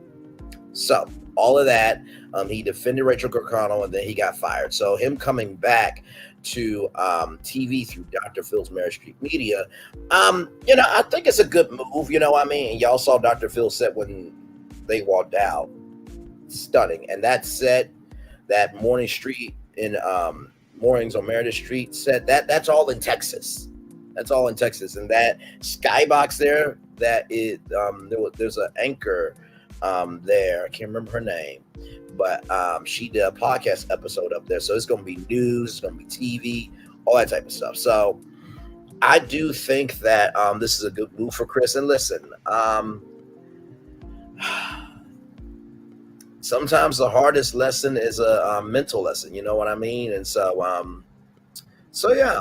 And also he's on the most dramatic podcast ever with Lauren Zima. Lauren Zima did Roses and Rose. So for those of you who may not know what Merit Street Media is, here is mainstream Merit Street Media. Here we go. Oh, sorry, y'all. Okay, here we go. The attack on the American family has gained so much momentum. I don't think parents should be telling schools what they should teach. At least 25 states introduced legislation to limit how public school teachers can talk about issues of race and sexism in the classroom. If you want to create chaos in a society, where do you start? You start by attacking the society's children. There has been a very hot debate in the past year over transgender rights and some backlash in the area of women's sports. When you get them to hate themselves, when you get them confused and attacking themselves, you destroy the future. Why isn't that showing up? Carnage in our nation's schools has become painfully repetitive. $100,000 in debt. Just thinking about it gives me anxiety. 1 in 2 adults in America are reporting measurable levels of loneliness, and the numbers are even higher among young people. We can't allow that. It's so easy to look the other way. It's so easy to remain in our comfort zone. Tonight, authorities are now warning of rainbow fentanyl. They say children are now being targeted and it can look like candy or sidewalk chalk. The worst day of our life. He was not coming back to us. But to whom much is given, much is required. All of us have to step forward. Feeling like I'm living in a cage. I don't want to think about the older days. We are all being subjected to what I call the tyranny of the fringe, embodied in their attack on our rational thinking and core values. But they push too far, too long, too hard, and they've made a serious, serious mistake. And that mistake is they have awakened a sleeping giant, and it's roaring. I'm here to hear that roar and funnel it into a voice where we all speak together with undeniable clarity and passion. Wake me up, I'm trying to find my way to the brand new day. I left this daytime world because I needed a different track to run on. I needed a bigger platform. I needed wider guardrails. It is always the right time to do the right thing. I'm not here to win an argument. I'm here to solve problems. That's what this is all about. And I'm going to do that by talking to real people with real problems, just like I've always done, because I want to inspire real solutions. If all of this had to happen to me, in order for me to sit here across from Dr. Phil, I am more than happy to step into that. I found a new family that saved my daughter's life. I really think Dr. Phil allowed me to find myself. Just him, his kind words really changed my whole life around.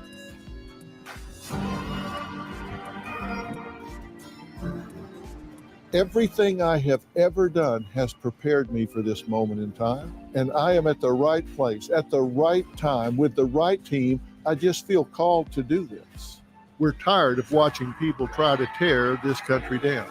We're all about building it up. If you love this country, if you love your way of life, if you love your family life, then you're going to want to join us. You know, everything is beautiful in its own time. I'm moving to prime time.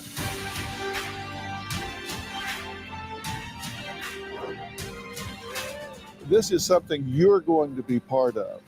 This is not my network. This is our network. We're going to do this together. You're going to love it.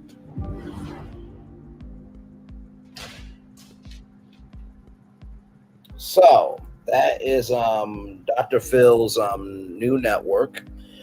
Mare Street Media. It will be premiering April 2nd here, and apparently you can find the channel right here. So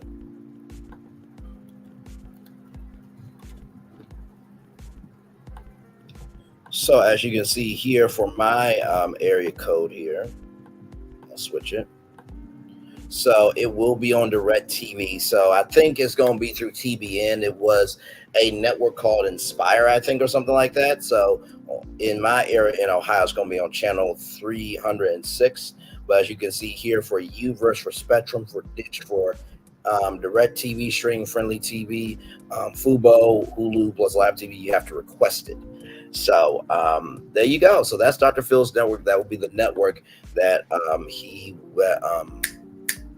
Chris Harrison and Lauren Zima will be on. Let me see.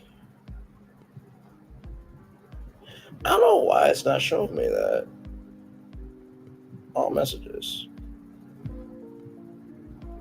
Huh. Usually I'm able to see y'all. Huh. Okay. I'll take a screenshot. Because I see y'all comments on here. I see it there. So as long as I can see y'all there, it's fine. Okay. So there is that there. All right. So we got one more story for y'all. It's about HBCUs. And it's coming to us from blackenterprise.com. Everybody's coming to us from blackenterprise.com. Streaming networks provide HBCUs with media deals to help generate revenue. HBCUs have been neglected, both from a funding standpoint and standpoint of recognition and visibility. Since the HBCU Plus network was launched in 2021 by Urban Edge Network, Chief Revenue Officer Hardy Pelt and founder alongside Todd Brown, it has continued to expand. Currently, the HBCU Plus platform reaches over 300 million. Say what? 300 million mobile devices around the world. Of course, we will show off the HBCU Plus platform.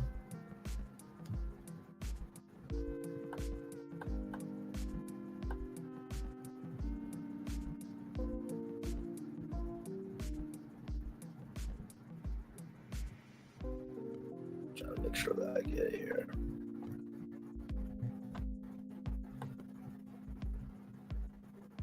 Sorry, y'all. Just want to make sure that we get it. Urban Edge Network.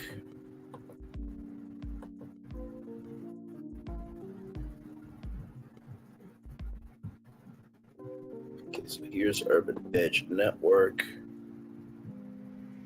I'm trying to make sure I get it up for y'all.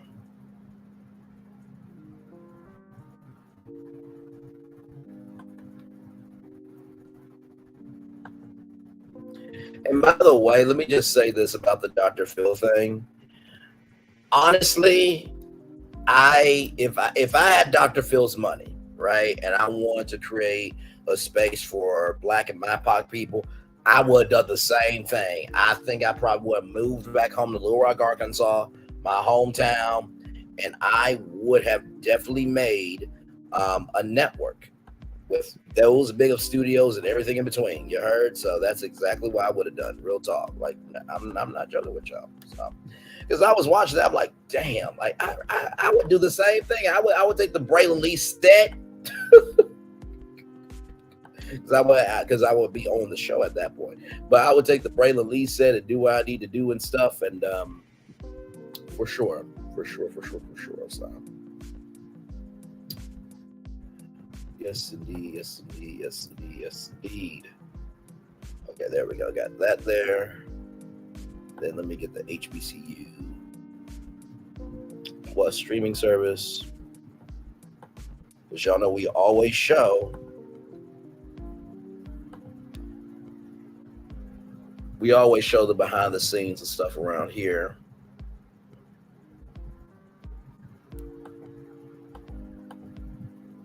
Come on now. There we go. It's loaded. Okay. By the way, y'all, $60. You see that $60 there, including Max with ads planned. So if you get Cricket for $60, you get the cell service and you get Max. Hashtag you're welcome. Right here. Since the HBCU Plus Network was 4.1 by Urban Edge Network, its chief revenue officer Hardy Pelt and founder alongside Todd Brown, it has continued to expand. Currently, the HBCU Plus platform reaches over 300 million mobile devices around the world. As Brown told the Shadow League, HBCUs represent 101 Black communities because there's no HBCU that's not a Black community. When you see the economics of 1.6 trillion in the marketing space, HBCU Plus is a vehicle to reach an untapped market of people between ages of 12 and 80 and heavily female. HBCUs have been neglected in terms of funding and from a standpoint of recognition and visibility. The latter was helped tremendously when Jackson State hired NFL Hall of Fame quarterback Deion Sanders to be the head, to be its head coach. In 2020, Sanders brought attention and top prospects like his son Sheridan Sanders and Travis Hunter to Jackson State, and by extension other HBCUs. The funding, however, is less easily remedied on an institutional level, which Dr. Al Tony Gilmore, distinguished historian emeritus of the National Education Association, explained in an article. The Journal of Blacks in Higher Education states the decline in athletic programs at these schools may now be irreversible, and an improbable massive fusion of money could, and only a improbable massive fusion of money could restore the sports programs they have lost since integration. As it should be, these schools center on their financial priorities and energies on infrastructure, academic programs, faculty, and on raising money and increasing their small endowments. HBCU Plus, as Sports Illustrated reports, has been a player in disrupting the media landscape, represented by the meaning of Brown and Pelt, like the creation of institutions and sports teams.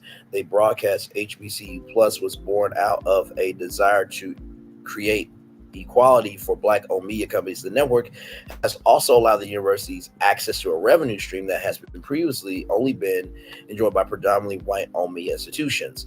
HBCU Plus has also integrated with Amagi, which will allow the HBCU partners to maximize revenue to create a source of income for the athletic departments, helping them get more money. Byron Allen's Allen Media Group has also entered the space. In January, Allen's free streaming digital platform HBCU Go signed a 8-year deal. I'm gonna say that again, a 8-year deal with the Southern Intercollegiate Athletic Conference, giving them exclusive rights to broadcast all SIAC events through 2032.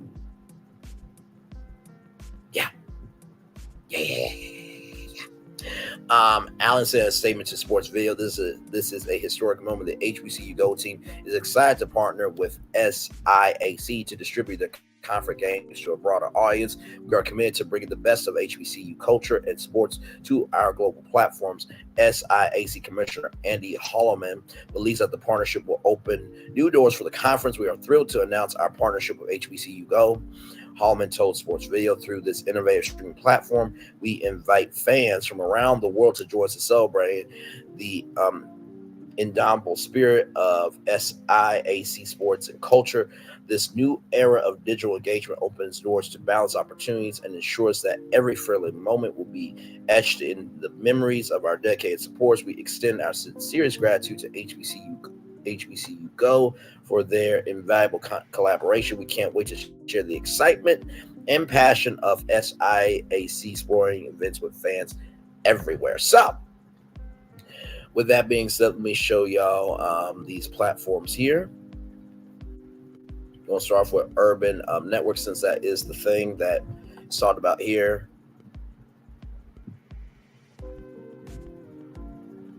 Actually, you know what? I gotta shout out my friend Paul Briggs, because Paul Briggs told me about HBCU League Pass a while back. So here are the team members here: founder Leo Alexander, menu, and then there's the phone number to contact right there. Then they got Facebook, Instagram, and Twitter. I'll show off the Instagram. They don't have a YouTube channel, I don't think, guys. I don't think. Here are the sites.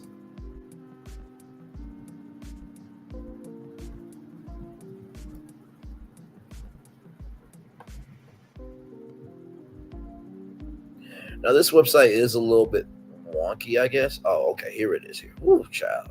So here it is here. HBCU League Pass here. Oh, okay. There we go. Okay. See, we're live on tour. See. So here is hbculeaguepass.com, HBCU Streams, HBCU Post. Hang on. Okay, so basically it says, see what's new in life at HBCUs, basically. And then HBCU Post re-reports you. So see latest sports news and live updates of sports like football, basketball, HBCU Post.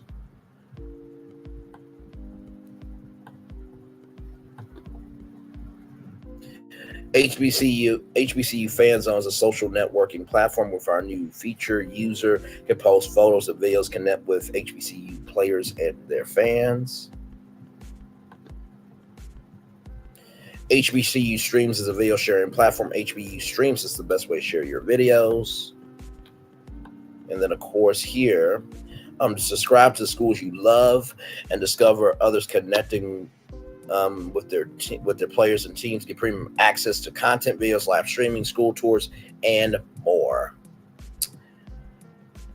Let's see here. And then here is HBCU Plus right here. Now, this is free. You do not have to pay for this, okay? You do not have to pay for this. Sorry, y'all.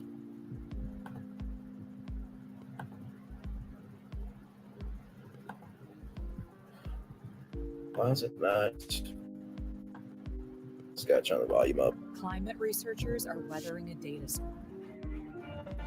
That's because CDW transformed their devices and infrastructure with Lenovo ThinkPads and powerful edge-to-cloud solutions, delivering faster insights and increased performance, giving them the scale to stay ready for whatever's next. Make amazing happen. Lenovo and CDW. Good afternoon. My name is Jarvis Stevens. I am the athletic director here at Rusk College. My vision of my athletic program is to graduate student athletes and let them have a great career path along the way.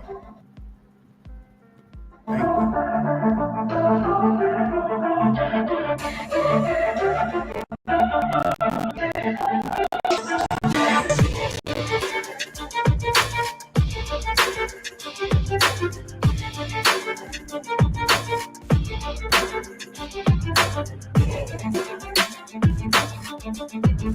Just amazing.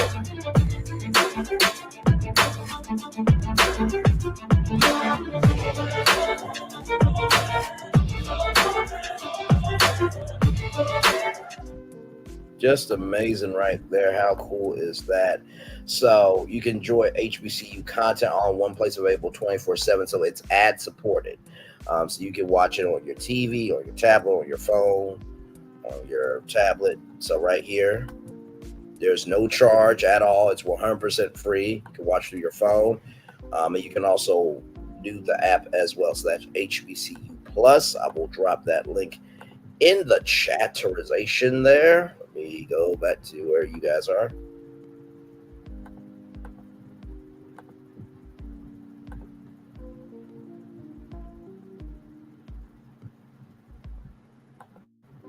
And then here is their Instagram if you guys want to follow it. They don't have any content, but that is the Instagram Urban Edge Network there. And then of course HBCU Go, everybody. HBCU Go. Now, Byron Allen also owns the Griot. So you see the Griot there. The Griot is its own TV network. It used to be owned by NBC, and now it's owned by Byron Allen. But there you go.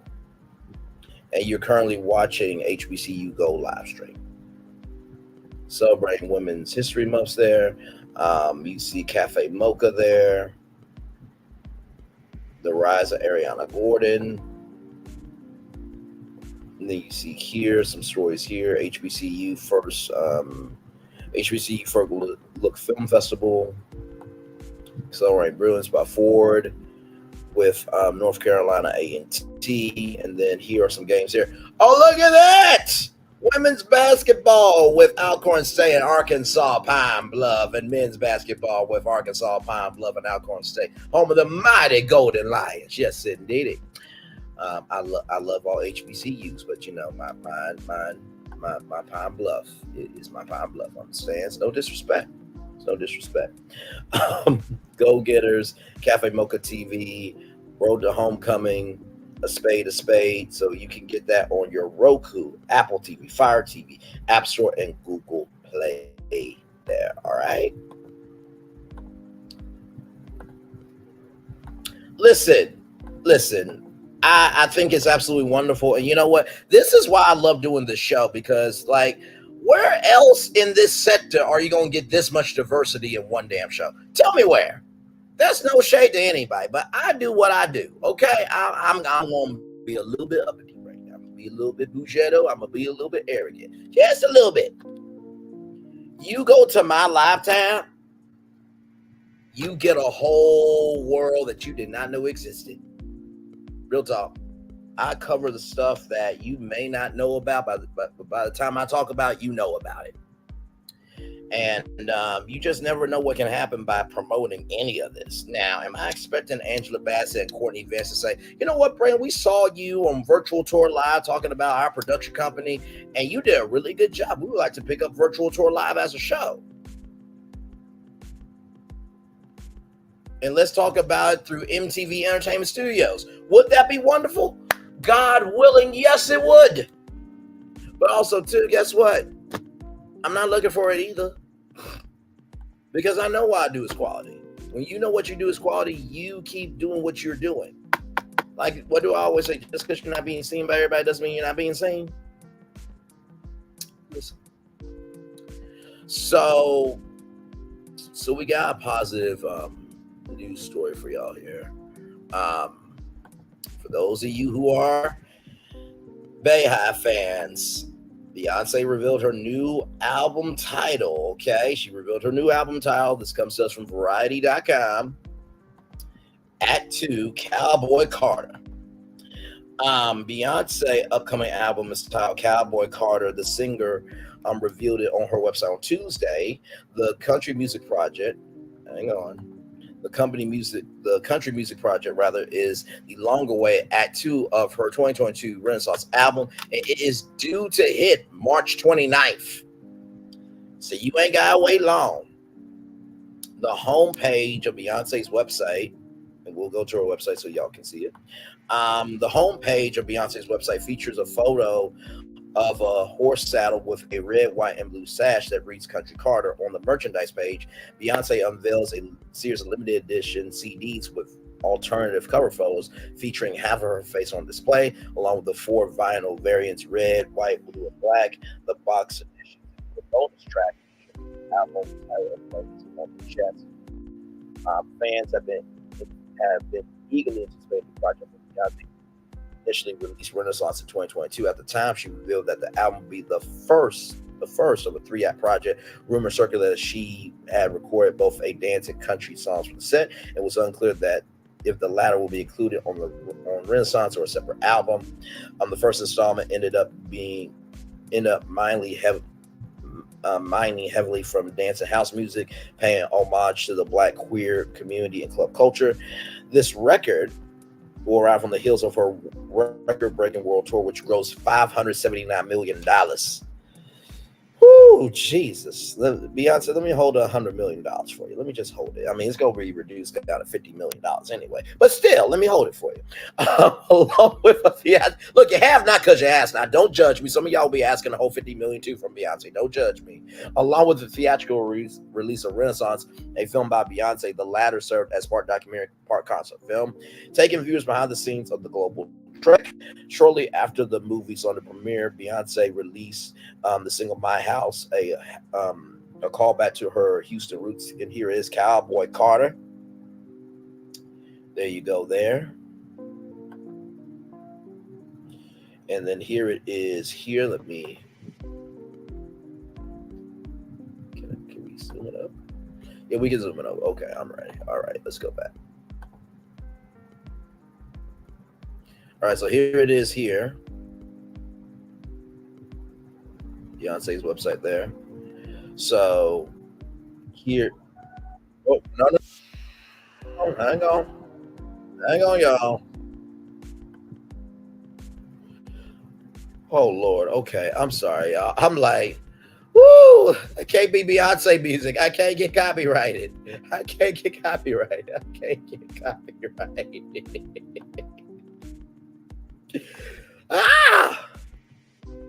Lord help me. Okay, so here is the Cowboy. Here's the Cowboy Carter limited edition cover CD box set. Here it is here with Beyonce in her boots doing what she do. There she is there doing what she do. So let's see here. There's the shirt. That's what it says on the back, Cowboy Carter. Radio Texas, 100,000 watts of healing power. Listen, you know what? I'm not mad at this. I'm not mad at it at all. And then here's the shirt here in white. And no, y'all, I'm not getting paid by Beyonce to do this. Y'all know we show black excellence around here all the damn time. Hell, she wants this to be talked about. There she is there. There she is there. And not to mention, y'all, like, it's $40 damn. $40. So this includes the black and white 16 carriages artwork, t-shirt, and the limited edition exclusive CD cover, single disc, and standard jewel box with folded 4-panel insert, unique back image cover showing it's not found artwork, web store exclusive, includes bonus track, limited 4 sales per customer. All sales begin shipping Friday, March 29th. All ships to US and Canada. Only sales are final. Okay, sales are final. So wash t-shirt cold, do not tumble dry, bleach or dry clean, iron on reverse. So there is that. And then here is it in red. Okay, now listen. I'm not saying that I could wear this with a red suit, you know what I mean? With some red shoes. I'm not saying that I will rock this thing very well, but I am saying If somebody wants to buy it for me and I post it on my Instagram, I will definitely do that. I'm just saying, you have not because your ass not lazy. Stop playing with y'all. Stop playing with y'all. There's the shirt there. There's the back of the shirt. There it is there. And there it is here. Oh, damn, it's the eye for me. Okay, Beyonce, I see that. See the eye looking at me now. Careful. Careful, you might get something from me. Anyway, I need to stop. I need to stop. And y'all, it's basically the same thing, the same bonus track thing. Now, I wonder if you buy the black box set that you get a different bonus track than the one that is on the red that you buy with the red. I wonder she could do that. So then here is the CD cover here in white.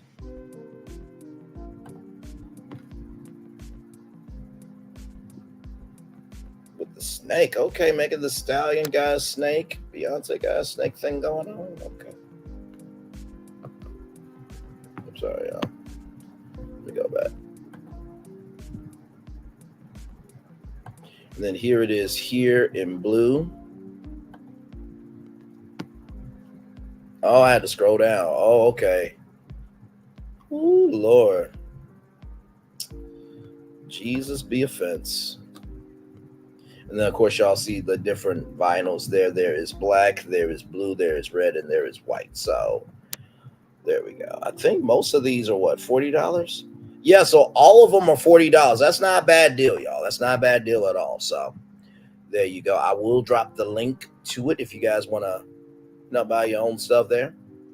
Oh, wait, did come with something different? Hang on, y'all. I'm sorry. I'm trying to see something.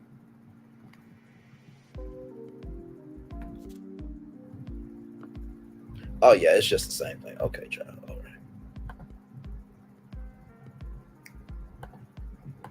So I will drop the link in the chat. Listen.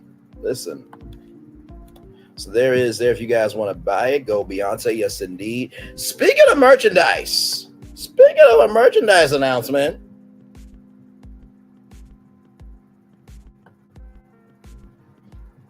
right there, the apparel is coming. T-shirts, night shirts, and hoodies. Watch Nubian for more announcements. This came out a day ago. Let's look at their stories here. Very nice car there. Suited and booted. Oh, you know what? We'll give time to this. Hang on 1 second. We'll give time to this. Sure will. By Hair is the go-to luxury hair brand for today's woman. Proud of you, Shay P. Go ahead. I ain't mad at you.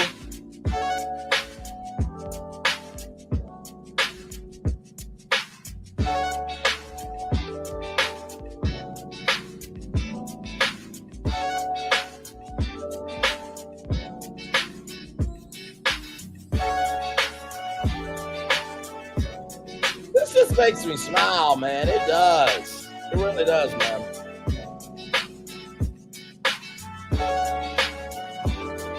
Wavy, curly, or straight, By Hair has everything for today's queen. Shop ByHairLLC.com and subscribe for exclusive drops and discounts. Shay P did that commercial. You heard? Listen.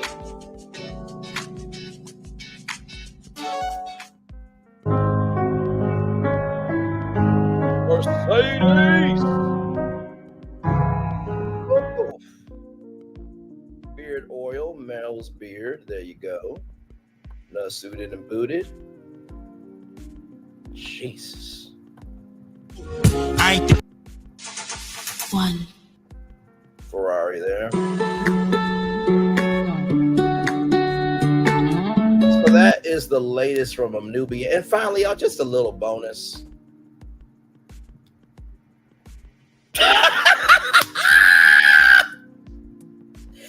And to the little crazy lady on YouTube asking questions to what I do to give back, do your research. You ain't paying me enough to do it for you. Now let me block you, pretty girl. Well, I mean, listen. Just because you put lipstick on a pig don't mean I ain't a pig, Melody. So, you know, I caught the shade and was very well served. Listen. Misbehaving is not fun. It's toxic, trifling, stupid, disgusting, and just broken behavior. And by the way, y'all, to all the hospitals, can y'all do background checks on these nurses? Because some of these people are crazy with a mental health broken diagnosis. Y'all responsible for people's lives, man. Y'all need to do better.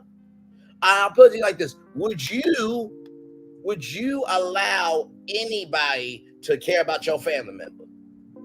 Well, if you don't want somebody crazy for your damn family member, we should have somebody crazy for taking care of us, okay? Listen. Okay. No, I read it. Hang on, I'll zoom in. It's from Melody here. That's from Melody.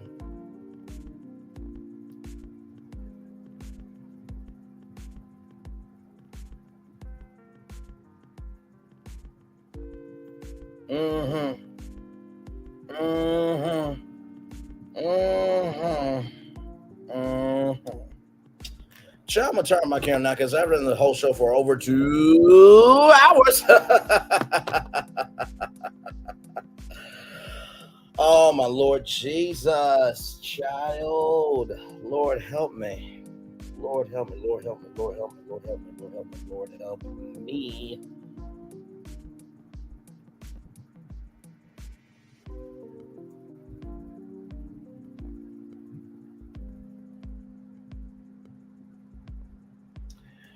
Oh man. Checkmate. Roger that. Roger that. Roger that. You know, like I said, Revelation, if you say you want a show, you have to showcase you can do a show, right? If you want a show, you have to showcase you can do a show. If you want a show, you have to showcase you can do a show. And for someone to use misbehaving as their username, I'm not saying that what you put on your username reflects who you are, but if you have to put misbehaving, then you misbehaving in your actual life, and your life is dangerous, toxic, and it is deadly to anybody who's around you, and that is quite sad. Child, some people are nobody in real life, so they come on to pretend to be a somebody. It's a damn shame.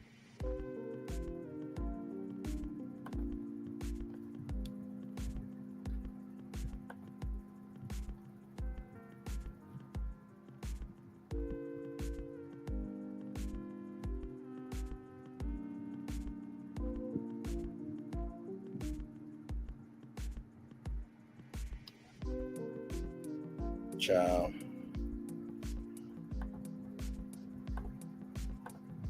I'm gonna drop the link if y'all want to come up. I know the show went a little long today, but you know what? I'm glad we did that deep dive into Starz. You know what I mean? So you guys can kind of see the behind the scenes and why I do what I do very well over here. Okay, so listen.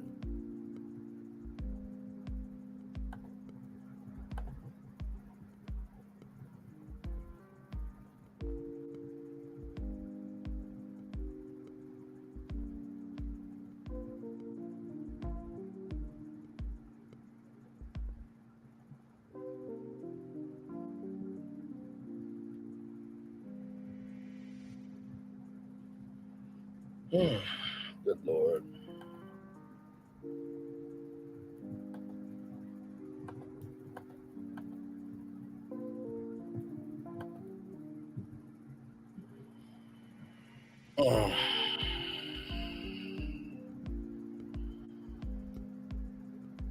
And I'm just showing this because Melody has the right to speak on it. So, you know, there's some words. Let me get my let me bring up some words from a good friend of mine, because this is basically to misbehaving, all the haters, the doubters, the spectators, the waste of life that should have been swallowed by the mama, and the waste of thought that should have never formed into existence for anybody to give a fuck about. Let me find my good friend.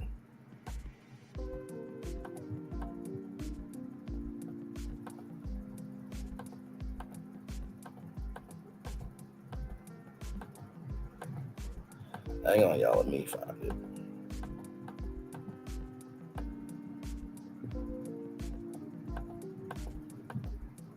Let me find it here, because that quote honestly says everything. Hang on.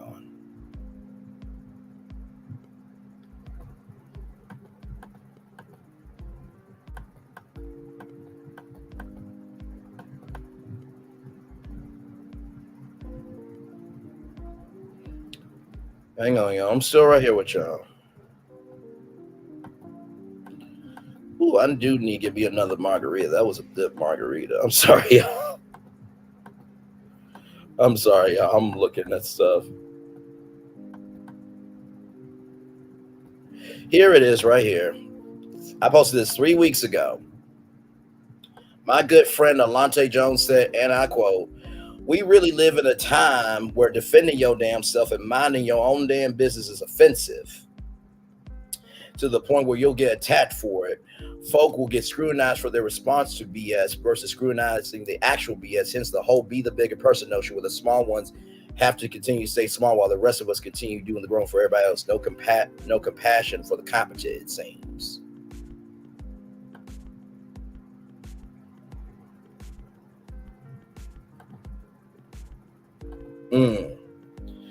See, here's my thing. You can't come out here and just say what you want to and then act like you're the victim when you get told on yourself. Come on now.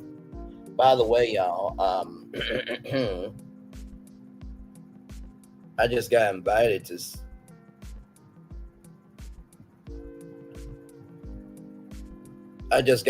to a live.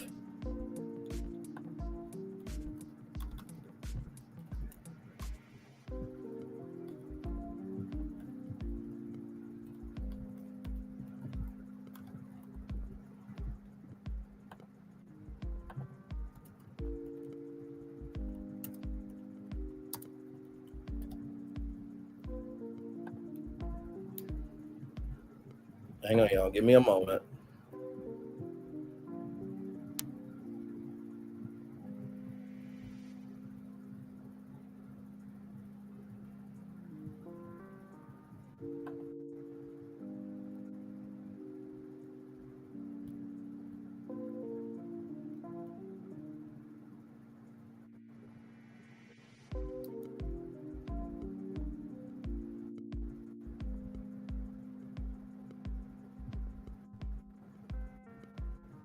There we go. What we call them, Thelma and Louise, baby? Listen, Sugar Mama and Boss Baby ain't no joke, okay? This story. So listen, where we at? I'm gonna give y'all a story about the skating rink. We had 581 likes. Give me up to 10K likes. Everybody hit it about 10 times, and I'm gonna tell y'all something, maybe 20 times. I'm gonna tell y'all something. Let me tell y'all, going over there. What? I don't know this Sugar Mama. You know what? You didn't go skating with us this time. You weren't there this time. This was the last time we went, 2 weeks ago.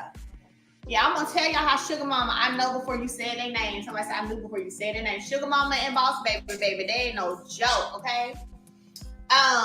Where we at? We at 1,600. Y'all give me the 10K likes. I'm gonna tell y'all the story about this skating rink, baby, because woo! And I'm gonna show y'all what y'all little niece was doing. I can't give away too much, not till we get the 10K likes. So everybody hit that like button about 10, 15 times. I don't know who's trying to be in my live. Decline.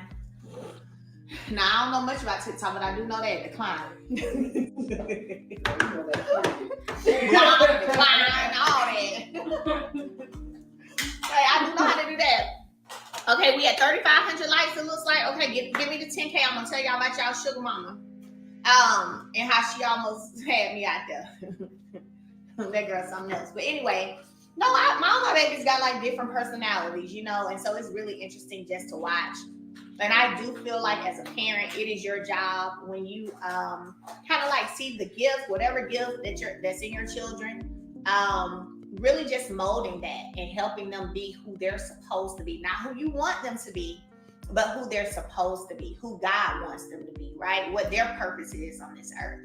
Not the purpose you want them to have, but their God-given purpose. So it's your job as a parent to mold, guide, protect, you know what I'm saying? And really, you know, of course, pray over your babies, all of that. We are at 6,200. Okay. So y'all hit it a few more times and we gonna get there. Now, the M&M kiss. Somebody said I always like the short hair. What y'all think about? What do y'all think about the short hair? Y'all like the short hair being back? Yay or nay? Y'all like it or not? Lauren, let me see that cleanser real quick so I can show them the cleanser while I'm talking to them. Thank you, Booski. So look, here's the hydrating cleanser. Y'all like the short hair? Y'all saying, yes, I love it. Yes, I love it. So y'all know I have a hydrating foaming cleanser, right? I just love the smell of my cleanser. It smells so good. People see me in public all the time and they be like, oh my gosh, you look better in person than you do on TV. Oh my gosh, your skin is so pretty. I'm like, thank you. I'm a walking billboard for my brand. Thank you. So, but this foaming cleanser, listen, it's thebalm.com. It smells good. It's very gentle. Like you see me rubbing it in. It's very gentle. It foams like it's supposed to. And it's just soft. Sometimes we think using things that are like hard, right, is doing the most work. And that's what we want to do. But no. You need something gentle when it comes to your face. Lauren, will you pass me a rag? I'm gonna wipe this off and I'm gonna show you guys. Look at it. This is the foaming cleanser. And you can get 30% off of it right now using the code Los Angeles. You get 30% off. Thank you, Booski. Girl, you got me one that match my little fit. Were you at Houston's on Sunday? Yes, I was. So I just really, this smells good. And guess what? It's not sticky. Like, you don't hear nothing. Watch. Stop one. Watch.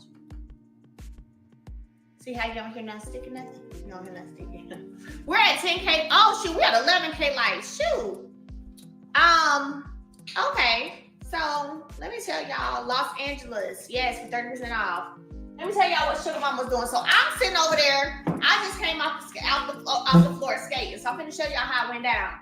So I'm sitting down taking me a little break at the skating rink, right? Tank comes over there. He's like, Mom, come here. Hurry, Mom, come here. And I'm like, what is going on? So I got my little skates on. So I get up and skate on out there. Let me tell y'all what y'all niece was doing. Sugar Mama. The youngest of them all, okay? She got there, all I see is a little neck, and she'll do this in a minute, like, going on. Sugar Mama over there checking about 3-4 girls, and I know they had to be about 2 times her age. And they mama done came over there, cause of Sugar Mama. So I stayed over there, and all I see is little Sugar Mama little head, and then you got that little arm, because you know, if you watch Boss Baby, if y'all have been watching Boss Baby since she was little, y'all know the little attitude and personality she got. She confident. You can't tell Boss Baby she can't do nothing, ain't she? That girl's so confident. So you got to remember, Sugar Mama and Boss Baby best friends, okay? So they kind of be feeding off each other. So I come out there rolling over into the middle of the ring. Sugar Mama head going, little head.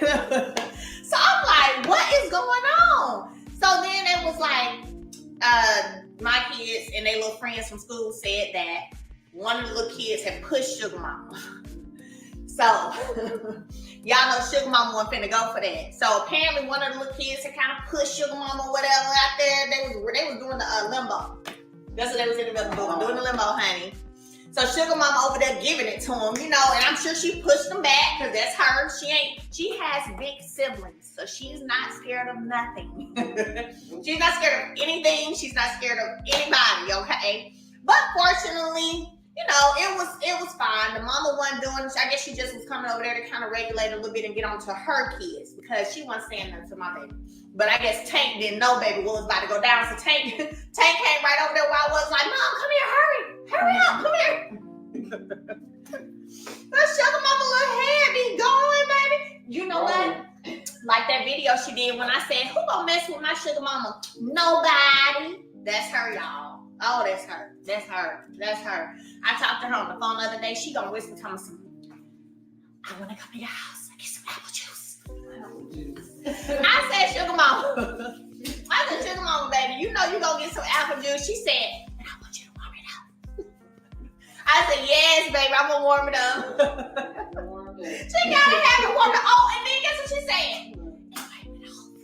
And wipe it off. So listen, when I put apple juice in sugar mama's cup for her, because you know I rinse the cup off, then I pour the apple juice in it. Then I heat it up. Then I give it to her. No.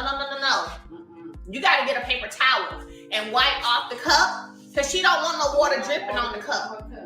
Look, she don't want water dripping on the outside of the cup. And she said, what? She will not accept it. She's not gonna accept it. If that cup ain't white, and it's wet on the outside, she gonna throw that cup back. And then, Hold on, but why I did that on the plane the other day when Delta came out when we went to LA?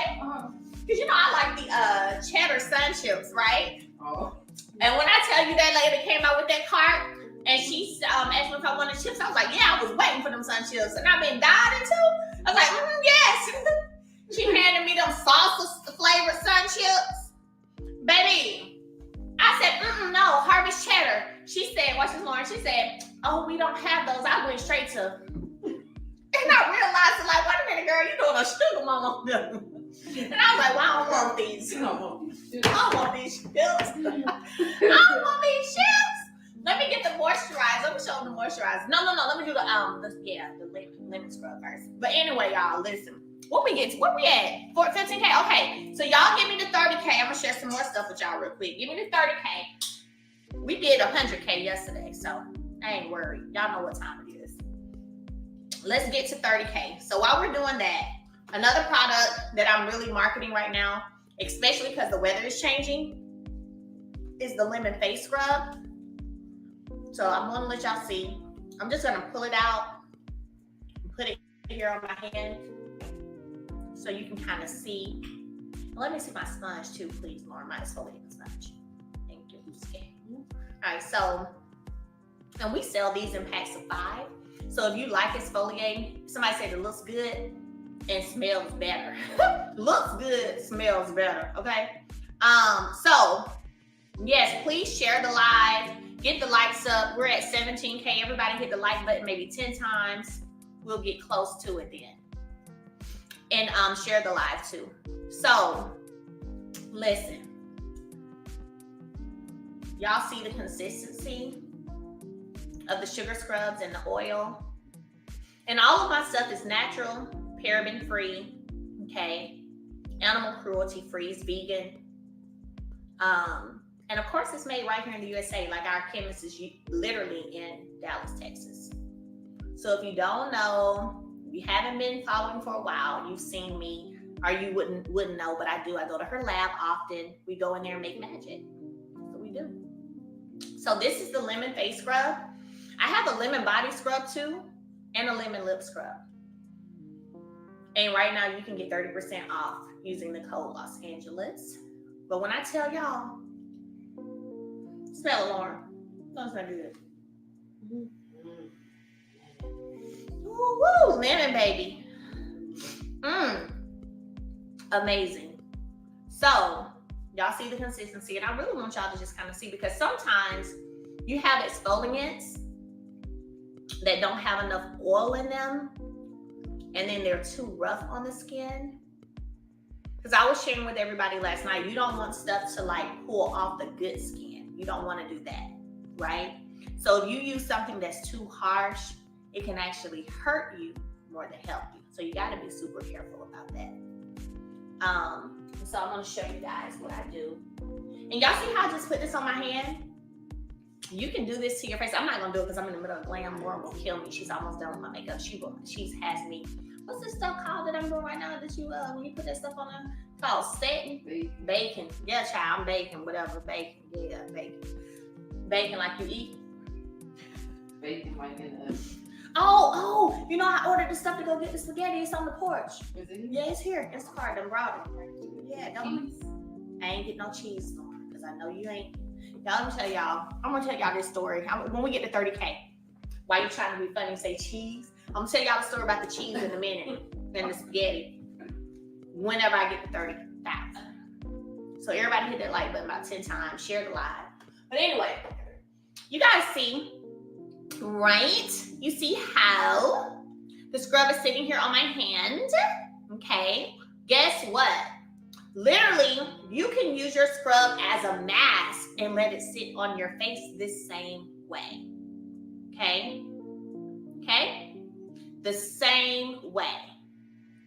You can let it sit on your face. I see y'all sharing the live. Thank you so much. So yes, it can sit on your face and be a mask for you, just like I have it on my hand. But if you're using it immediately, here's what you want to do.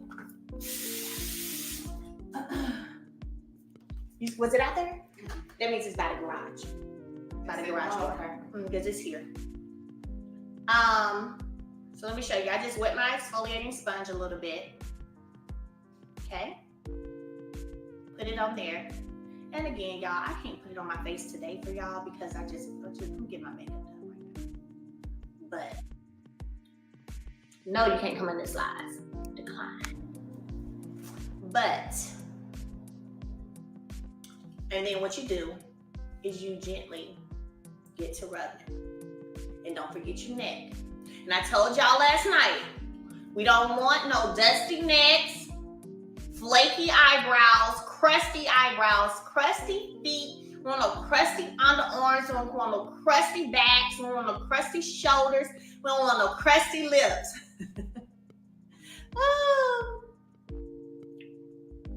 Okay? That's what we said. So, here is this lemon face scrub. Okay? Okay? And then here it is sitting on the back of my hand. You see how it's still sitting there? Yes, somebody pointed it out because you can use it as a mask. Use it as a mask. That's what I'm doing right now. Ooh, I might let somebody rub the top of my hand today. Are we at 30K? Almost. Need 300 more. Use Los Angeles for the code. But y'all see how it's sitting there? Mask. Anytime you can use something for a double whammy, I'm here for it. I don't know about y'all, but when it comes to my time, baby, when it comes to my coins, because y'all know they call me Money Making Mill. Thank you for the gift, baby. Y'all know they call me Money Making Mill, okay? When it comes to my time, when it comes to my coins, that is something I'm not about to play about, okay? So, when I can use this and scrub immediately or let it sit on my face for a mask, if I'm feeling real 7th Avenue beauty like, let it sit on there for about 30 minutes, I'll do it, okay? Sharonda said, let's get to 50K. Yes, let's get to 50K. Perfect. Now, since we hit 30, I'm going to tell y'all this story real fast. I made some spaghetti. This was probably 2, 3, 4 months ago. Lauren don't like cheese. I made spaghetti the way I always make spaghetti. So I like to use garden combination sauce and Parmesan oregano sauce, right? So I made the spaghetti. I use the same sauce as I usually use. So we get ready to eat, right? My kids tearing it up. Good. Ooh. Lauren was like, is there cheese in here? I said, no, Lauren, of course there's no cheese in here. Like, no, I know you don't like cheese. There's Parmesan sitting on the side if people want to put Parmesan on top. I said, girl, I ain't put no cheese in this spaghetti. I know you don't like no spaghetti. She like, okay. A few minutes to go by. She's like, again, she says, you sure there ain't no cheese in this spaghetti? And I'm going to show y'all what I have on my hand right now. I said, girl, I ain't putting no cheese in this spaghetti. I wouldn't do you like that, Lauren. I know you don't eat cheese. Lemon face scrub. I know you don't eat cheese. Well, she kind of goes to the jars of my sauce that I was using for it.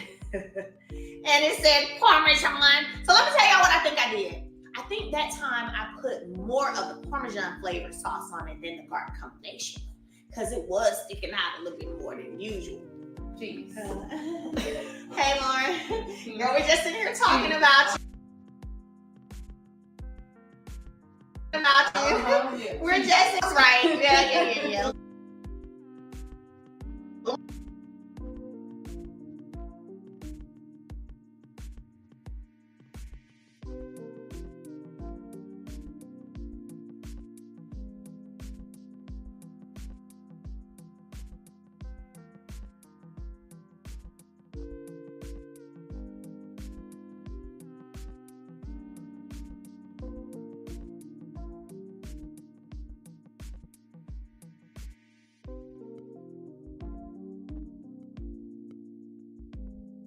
Okay, I'm still right here with y'all. Hey. So yes, I am in the chat. Yes indeed. Oh my Lord.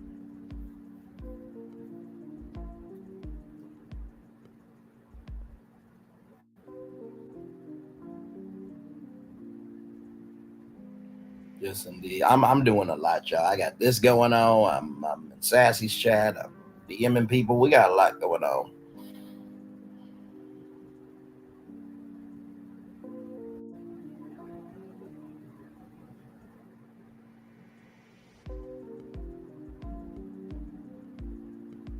Reality show.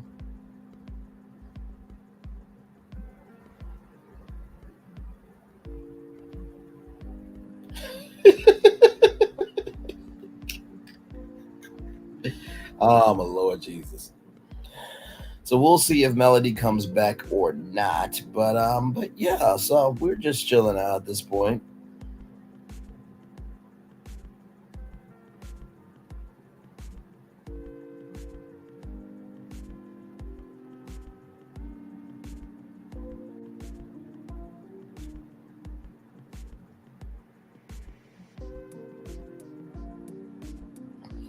So if you guys are seeing it, her screen is frozen, but people are still commenting in the chat.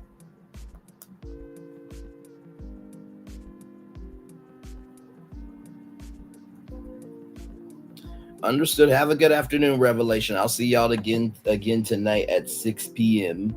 Because I do have a jam-packed show for y'all tonight at 6 p.m. As we often do, by the way, as we often do. So I think that's just Melody's TikTok. So anyway, y'all did get to see Mel.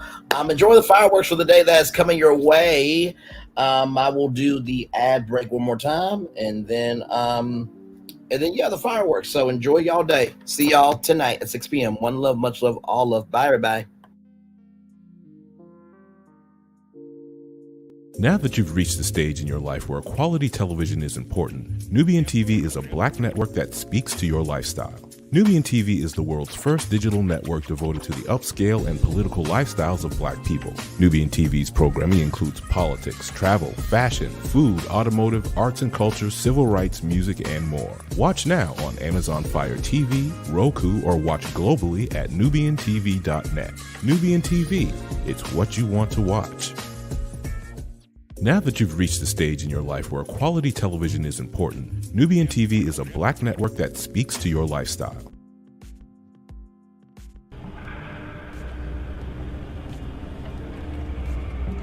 I got a question for you. What does this city know about luxury? Huh?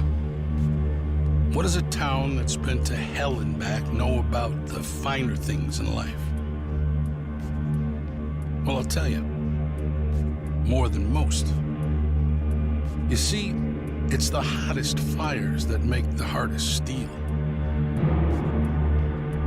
Add hard work and conviction, and the know-how that runs generations deep in every last one of us. That's who we are. That's our story. Now, it's probably not the one you've been reading in papers. The one being written by folks who've never even been here and don't know what we're capable of. Because when it comes to luxury, it's as much about where it's from as who it's for. Now, we're from America, but this isn't New York City, or the Windy City, or Sin City, and we're certainly no one's Emerald City.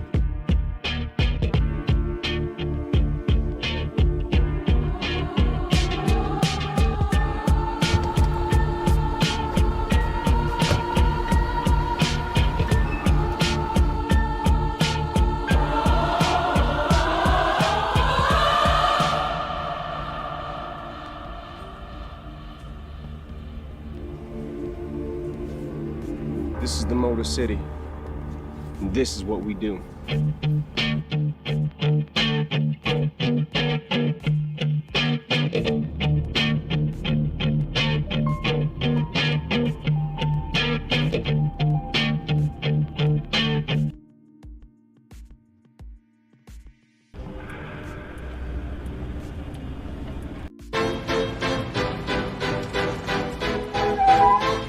This is for all you multi-talented, multitasking, multi-everything people out there.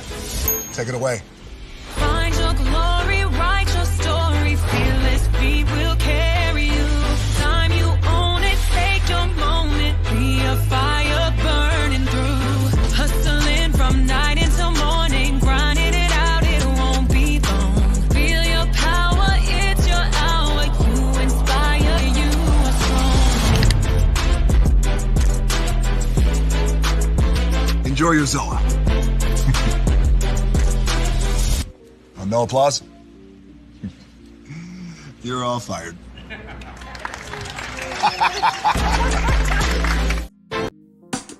Caesar. Just look at him. Politician. General. Author. Ruler. Man.